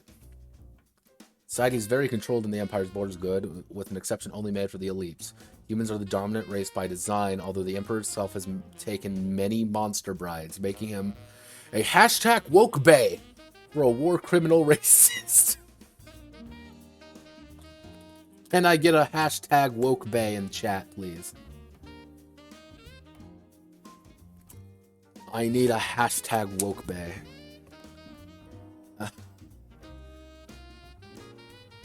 Outside of his fetishization, he runs the Empire strictly, cutting down any who challenges authority desires. Draconian Empire's military continues to expand. Marktopia.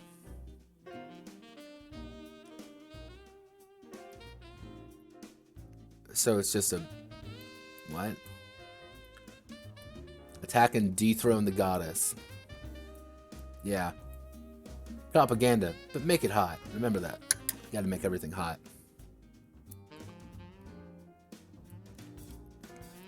What is the... I need to find my favorite... Ah, yes. Emperor Drake Draconia. The Emperor of the Draconian Empire. And a massive asshole, to put it lightly. He's a powerful warrior and gained his throne through assassinations made to look like accidents until it's his turn to hold the title. He fanatically believes in the legends of the goddess, will do anything to bring the goddess under his control, and use the power to extend the whims of the fabric of reality. The own oppression focuses on enemies of other natures, monster folk, and any who oppose them. Emperor Drake carries a large lance. That's it. You will never be as cool as Drake Draconia.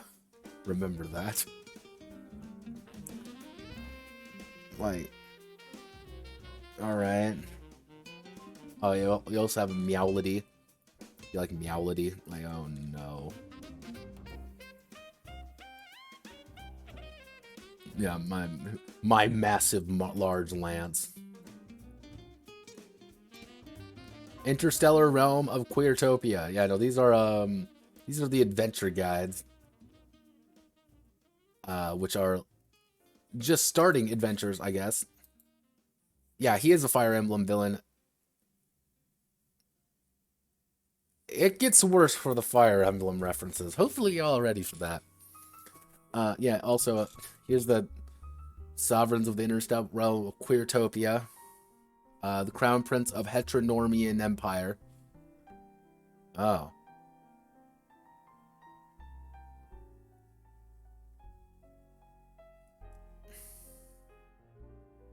Okay, so Heteronormian Empire is actually a place.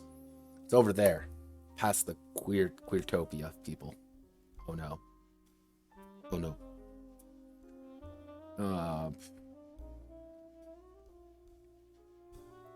Chosen, are you the bride? Oh, are you the main character?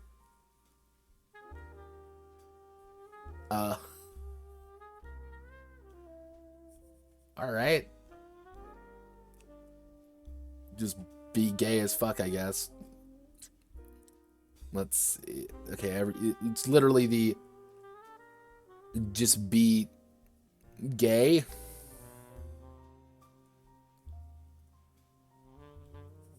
Alright. The Constellation Festival, I'm really bored here. This one's really bored. The Sword Lesbians of Three Houses. I wonder what this is based on. I wouldn't know. Can someone in the chat tell me what this is possibly based on? Don't worry, everyone. I'll take my time. It's fine.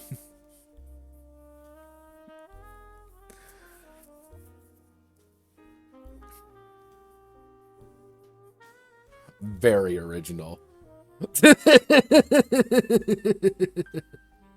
It's a very original take on yeah, it's exactly what you think it is. It's a Fire Emblem Three Houses like that's just it. Your Fire Emblem Three Houses. This is one of those things that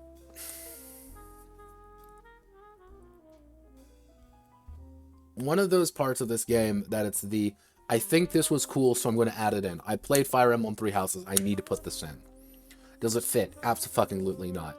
Neon City 2099. I played Cyberpunk. I must put it in. So it's one of these weird points. Also, there's Muffet. Muffet's here, I guess. Because we can't escape Undertale. But it's one of those weird parts where you gotta remember all of the settings we've just been over. All of these different ideas, all of these different concepts are all in the same game using the same framework and same characters.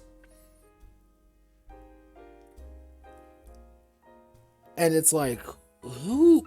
What? You can make an entire game based around Fire Emblem Three Houses. You can have an entire system dedicated to the interactions between the houses, the concepts, and prevent. And that's the weird thing, Ari. I don't think this was a board designing it. I think it was a bunch of individual people, actually an individual person who was throwing darts at a board, who said, I like this, I want it. So they wrote it in with no oversight, no back end. Or, if we go under the malicious corporatism, the very malicious way, hey guys, do you like Undertale? You'll love Thirsty Sword Lesbians. Hey guys, you like Three Houses? You will love Thirsty Sword Lesbians. Hey guys, you like Cyberpunk 2077? You'll love Thirsty Sword. It's like, wait, no. You don't get to do this.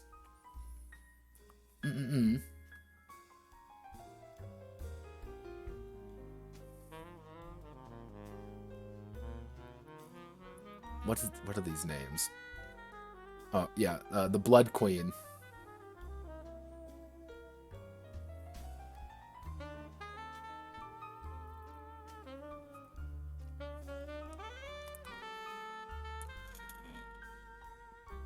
Salmon, unfortunately, that game came out technically after Thirsty Sword Lesbians. However, comparing the two makes me feel incredibly sad because I actually put time and effort into it. It was, I think it was a lesbi snake. What the fuck's a lesbi snake? No. The Monster Queers of Castle Gayskull.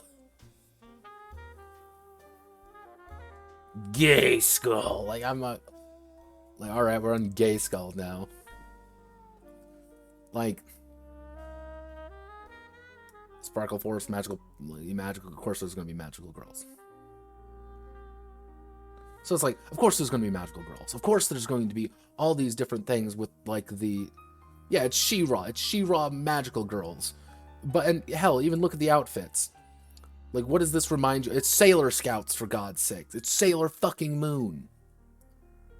But don't worry, you have to use the same thing. And like, oh, don't worry, look everyone, we're fucking farming now.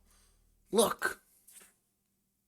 Apparently no one's gonna also question the fact that there's just a fucking monster there. And you can, again, you can kind of tell who the favored children are in the books. These two are, very, very much so.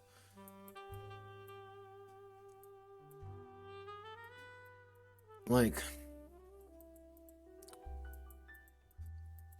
it's one of the, like, here is literally an expanded fight section on page 189. After everything we've been through, we actually get a piece of moment of like, hey, the thirsty fucking sword lesbians part, the sword part gets an entire section being like, yeah, you want to actually sword fight? I don't know, here, who knows, who cares, I don't care. Yeah, it's, and there's rules for fighting a PC, also, whatever that, like, my, another one of my favorite ones. I want you to remember that giant fucking, like, sword, like, fucking monster hunter sword is being blocked by that rapier. Just, it is a pog. It is unfortunately a pog. Oh, that reminds me, you know, let's get it.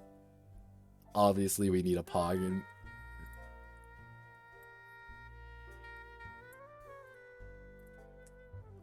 as Pog. Yeah, she's not even and she's still blocking it too. That's the sad part. Like, look at it. Like, it's clearly hitting. Like, this sword is going to chop this woman in half. Like, this woman is going to die because she's going to get cut in half by a sword. But don't worry. No one can die. Oh boy. Intimacy. You want to make out? Like, this doesn't even look like it's part of the game. Like, take this as it is. Like, this game, this fucking piece doesn't even look like it's part of the same game. Looks like it's part of just like a completely different game. If you told me this was a Legend of the Five Rings comic, I wouldn't think about it. I'm like, of course. Why wouldn't it be? Fuck it. But no, here's a bunch of like. Also, yeah, here she is again. Look, found her. Hi, Kit. Hi, Miss Walsh. There you are. Next to your favorite characters. Look at Look, it's your favorite three. It's your two favorite characters and the other disappointed children. I guess you just want to throw off the fucking side of the building. But don't worry, it's fine. If you want to be honest, I think she's supposed to be the self-insert character, and I think this is the one she wants the bone. Actually, want to be bone, I guess. Touch erotically. Like, it's like, what? Also, fun fact, we have a guy back here, finally. Here's a man. I know, look at him. There's a man here. And I believe that is a man as well. He looks like a... Let's zoom in real close on him. Let's get a picture of him for posterity's sake.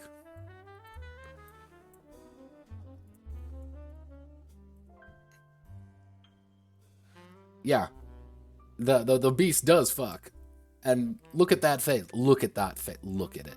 Look at it. That is a woman who has definitely written fan fiction of her sleeping with this character. That's all I'm saying. Like, she has written fan fiction, and there probably somewhere there is a picture of her doing terrible, terrible things to it, and.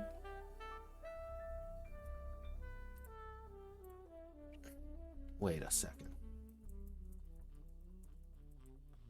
Wait a second. Wait a moment. Wait a goddamn moment.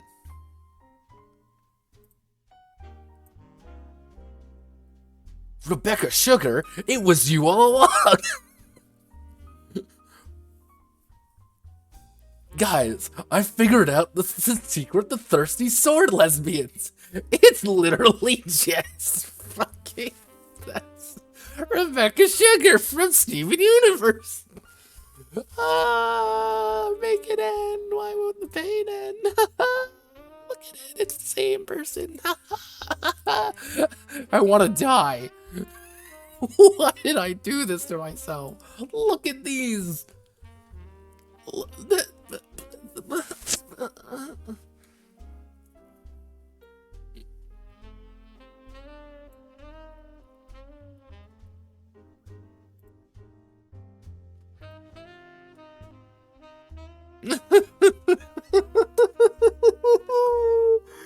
Oh no!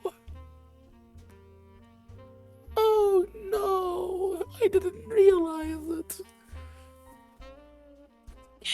I'm okay. But yeah, you also don't need no magic, no thirsts, no swords.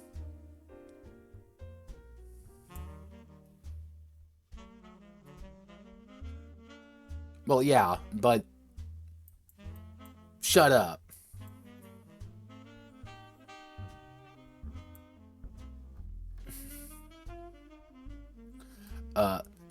I'll let you in on the secret. You don't have to play a lesbian. But don't worry, you don't need to play any part of this game. It's fine, who cares? the game plays common for all sort of marginalized, well feeling that go beyond queer experience. You want to play a thirsty sword cis-hets? I'm not going to stop you, but don't be surprised if the game terms them queer. And don't worry. Yeah, again, I would like, if this was a piece in the book, I'd be down. and like another story, yeah, I'd be okay with this. This seems like a fun piece. This seems like a fun piece of artwork. Oh no. Ori, why'd you point that out to me?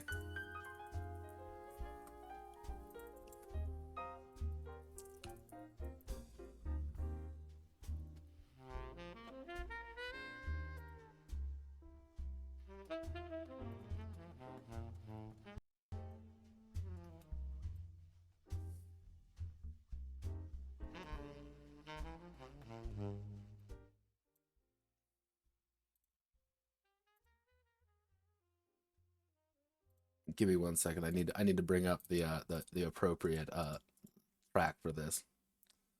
Uh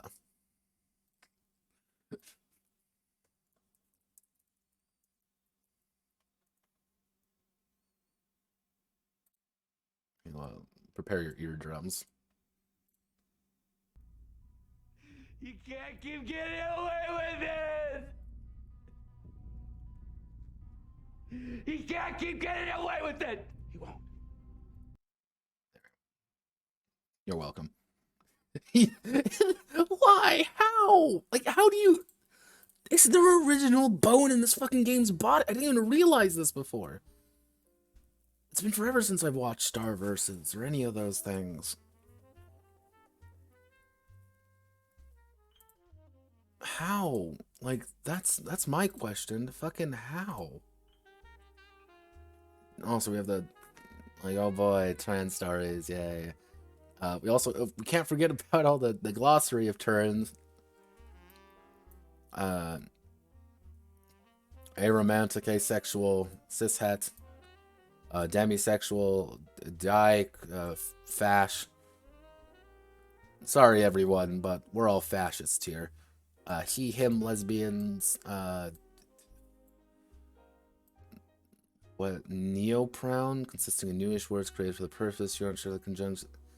Decent guess can be generated by going to mypronoun.is. Conjunctiate these. Yeah, I wanna figure out how the fuck the conjunct. Her. G went to the. I went with her. No, that's.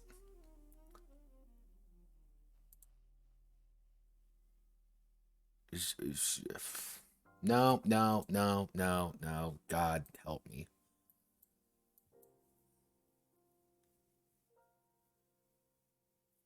Patriarchy is not just an observation that men are running things, but a label for the entire mess of rules, norms, and laws that impose gender roles, racial oppression, and poverty in service of the ruling class. If these are unfamiliar ideas, definitely go read some books by queer people of color. I do need a soundboard. But ma'am, you forget one key thing. I am the patriarchy. I am the problem.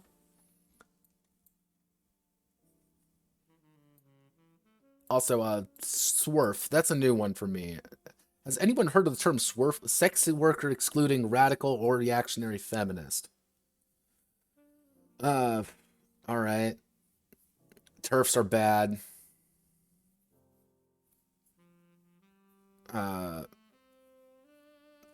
Like, alright. Also, valid. You know what that means? I'm valid. Notepad Anon is valid. And I'm validly not very amused by this entire game. But okay, they're fine now. Here's the happy poly couple. We have V for Vendetta and her weird mouth. Like something goes on here. This is used for weird sex acts, definitely. They're all happy. They're all happy. I want you to remember, guys, you're all valid. I love all of you.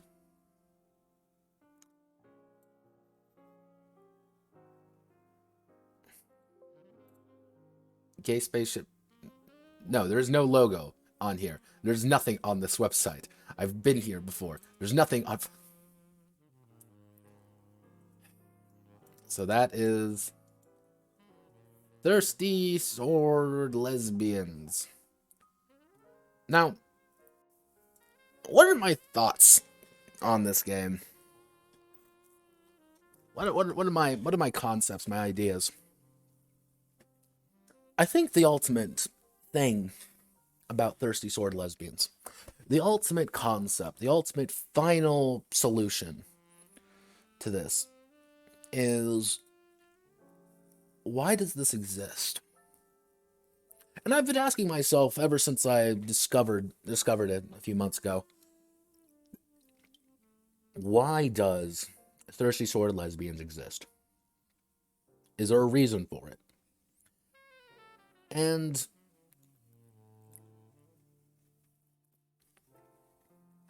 as I finish my beer, I couldn't find a reason why. That sounds odd, doesn't it? Why I can't find a reason for something's existence. Now, you can argue that art is subjective. Art means whatever you want it to be. I write a lot of my games because I want to write a game that sounds like fun, or I want to put something out there that isn't out there. But why is Thirsty Sword Lesbians here? Why, oh why? Is it to do something unique? No. Most of the mechanics are taken from other games that do the exact same thing. And relationship-driven PbtA isn't a uncommon thing, I should say. There's a few games that do it. Much popular games that do it. Alright. Is it a liberation of, the experience of marginalized people? Well, not really. Because here's the weird thing. If you wanted to make a game about the concepts of marginalization, of feeling oppressed, calling your game Thirsty Fucking Sword Lesbians is not the best idea. I don't know about you. If I want to write a game about, the difficulties of being overweight, in a society, I would not call it Fat Fuckers United. I wouldn't call it that. And it's like all of the characters rely on stereotyping and focusing in on those really specific issues that without giving them the due diligence needed for it. So what else is there? Is this game an artistic endeavor? Maybe, but if it's an artistic endeavor, why isn't the art united? Because it's not. When we were going through this, pieces were disjointed. They didn't make quite a bit of sense. We had some pieces that were this high-flying kind of fantasy, and other pieces were in Lesbian's coffee house. So it's not supposed to be an art piece exactly. Is it a game supposed to invoke a specific feeling of being gay? But that's so broad, that's so all-encompassing. If I want to do a game about that, it's about relationships. I want a game that focuses on those core parts that make things hard or make things interesting. When I wrote Petals in the Wind, I went from the beginning to get that idea of the difficulties of being a gay girl in Showa-era Japan. A gay high school girl, effectively. And I want to get that across because I find it fascinating. Because you have the difficulties of society saying you have to do one thing. People telling you to do another thing. You have your own emotions to deal with. You have all of these little factors saying what you should and what you shouldn't be. And sometimes they don't interact well with each other. Your family is saying one thing, society is saying one thing, but your friends are saying another? Where are you? And that's not even counting what you feel. Does that game do that? No, it doesn't. So is it a good sword fighting game? No, it's not. It's not a good sword fighting game.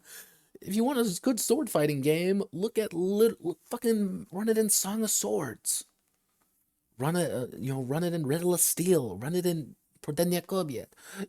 Run it in any of these other games. But that's not the case, is it? So what is this game for? Why does Thirsty Sword Lesbians exist? I don't know. And that's what mystifies me most about it. I think that's the thing that drew my eye to it more than anything. The thing that had my gaze focus so hard in it. And I asked myself, I asked everyone at the beginning what they think about this. And if you take away the theming of it, what do you get? You don't get anything. You get a confused mess. And I think that supports my thesis, is that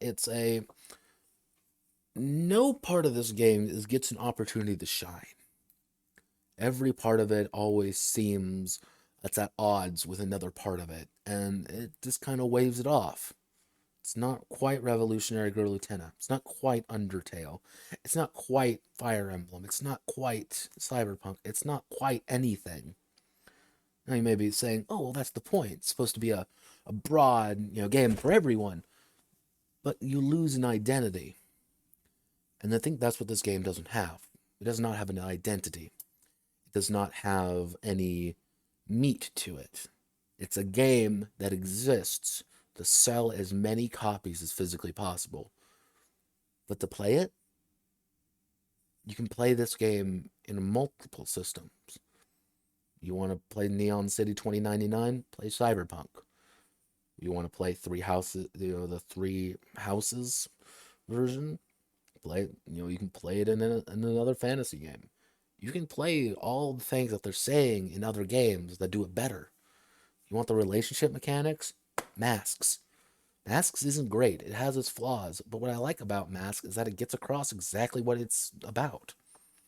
You are telling the story of young superheroes going through emotional problems. But what is Thirsty Sword Lesbians saying? What is it trying to get out of us? I think it's trying to be malicious almost. I think it's trying to appeal to this broad market. It points at everyone who doesn't like it. It says, you're the problem. You're the fascist. You're the bigot. You're the asshole. You're the cishet. You're the villain for not buying this. Then you'll buy it to feel good about yourself. It's going to sit on your counter there, and you're going to look at it every now and again and be like, oh, yeah, I bought that, didn't I? And you're going to play it, and it's going to be fun for once, maybe, if you want to really get that across, but why does it exist? And I think that's my ultimate problem with this game. The ultimate issue. The final nail in this equation. I think Thirsty Sword Lesbians is indicative of a larger problem inside the market. I've talked about this before, of bad faith actors. Individuals who pretty much use this medium to sell something while masquerading as something more important. It's not, I'm making a cool game, let's sell it. Or, hey, I'm telling a story here. I want to get that to across. It's, I'm going to masquerade as something, saying something, but isn't really. And when you want something of it, nothing's going to deliver it. You end up with dust. But you already bought it. It's already done. And the odd thing is, this isn't the only game that's done this. I'm going to bring up, I believe it's called Dungeon Bitches. Yeah. Here's Dungeon Bitches, which was the exact same thing. It has the exact same concepts, exact same ideas, and exact same wording behind things. But why? Why did this, does this game need to exist? Well, there's, I guess, a little bit of a story behind it, but do we need it? I think that's all I can really say about things. So, in conclusion, I think Thirsty Swords Lesbians is an issue because of what it does or what it doesn't do. It doesn't do anything, but it thinks it does. And it wants to sell you that idea. It wants to sell you, you are going to buy this, because if you don't, you're the problem. You're the fascist. You're the TERF. You're the SWERF. You're all these issues, and we want to be compelled to buy it. The people who could benefit from this, who could tell these stories, aren't the ones getting it. It's not for the gay community. It's for, well, everybody. It's for people who are either are part of the gay community but are totally fine with it and has no issues whatsoever and want to pretend they have issues, or it's for people who aren't even a part of that community, who want to feel better about themselves. Be like, look, I supported a queer author, and it's going to sit on their shelf, and anytime anyone makes any complaint about who they are, they can look up to it and be like, as an ally, as a supporter, it's a leverage tool, it's a conversation starter and nothing else. And that hurts, because I love this industry. I love tabletop games. I love making them. I love interacting with people who make them. And it hurts to watch something I care about, as much as tabletop games in general, be used as engines of money, selfishly, rather than promoting the art. But I guess I can't really do anything about it, except these curious cases, where I can look on things that are odd, and mysterious even. So, thank you all for watching. Hope you all have a wonderful rest of your day. Godspeed and good luck. I'll catch you all on the flip side. And this Monday, we'll begin again.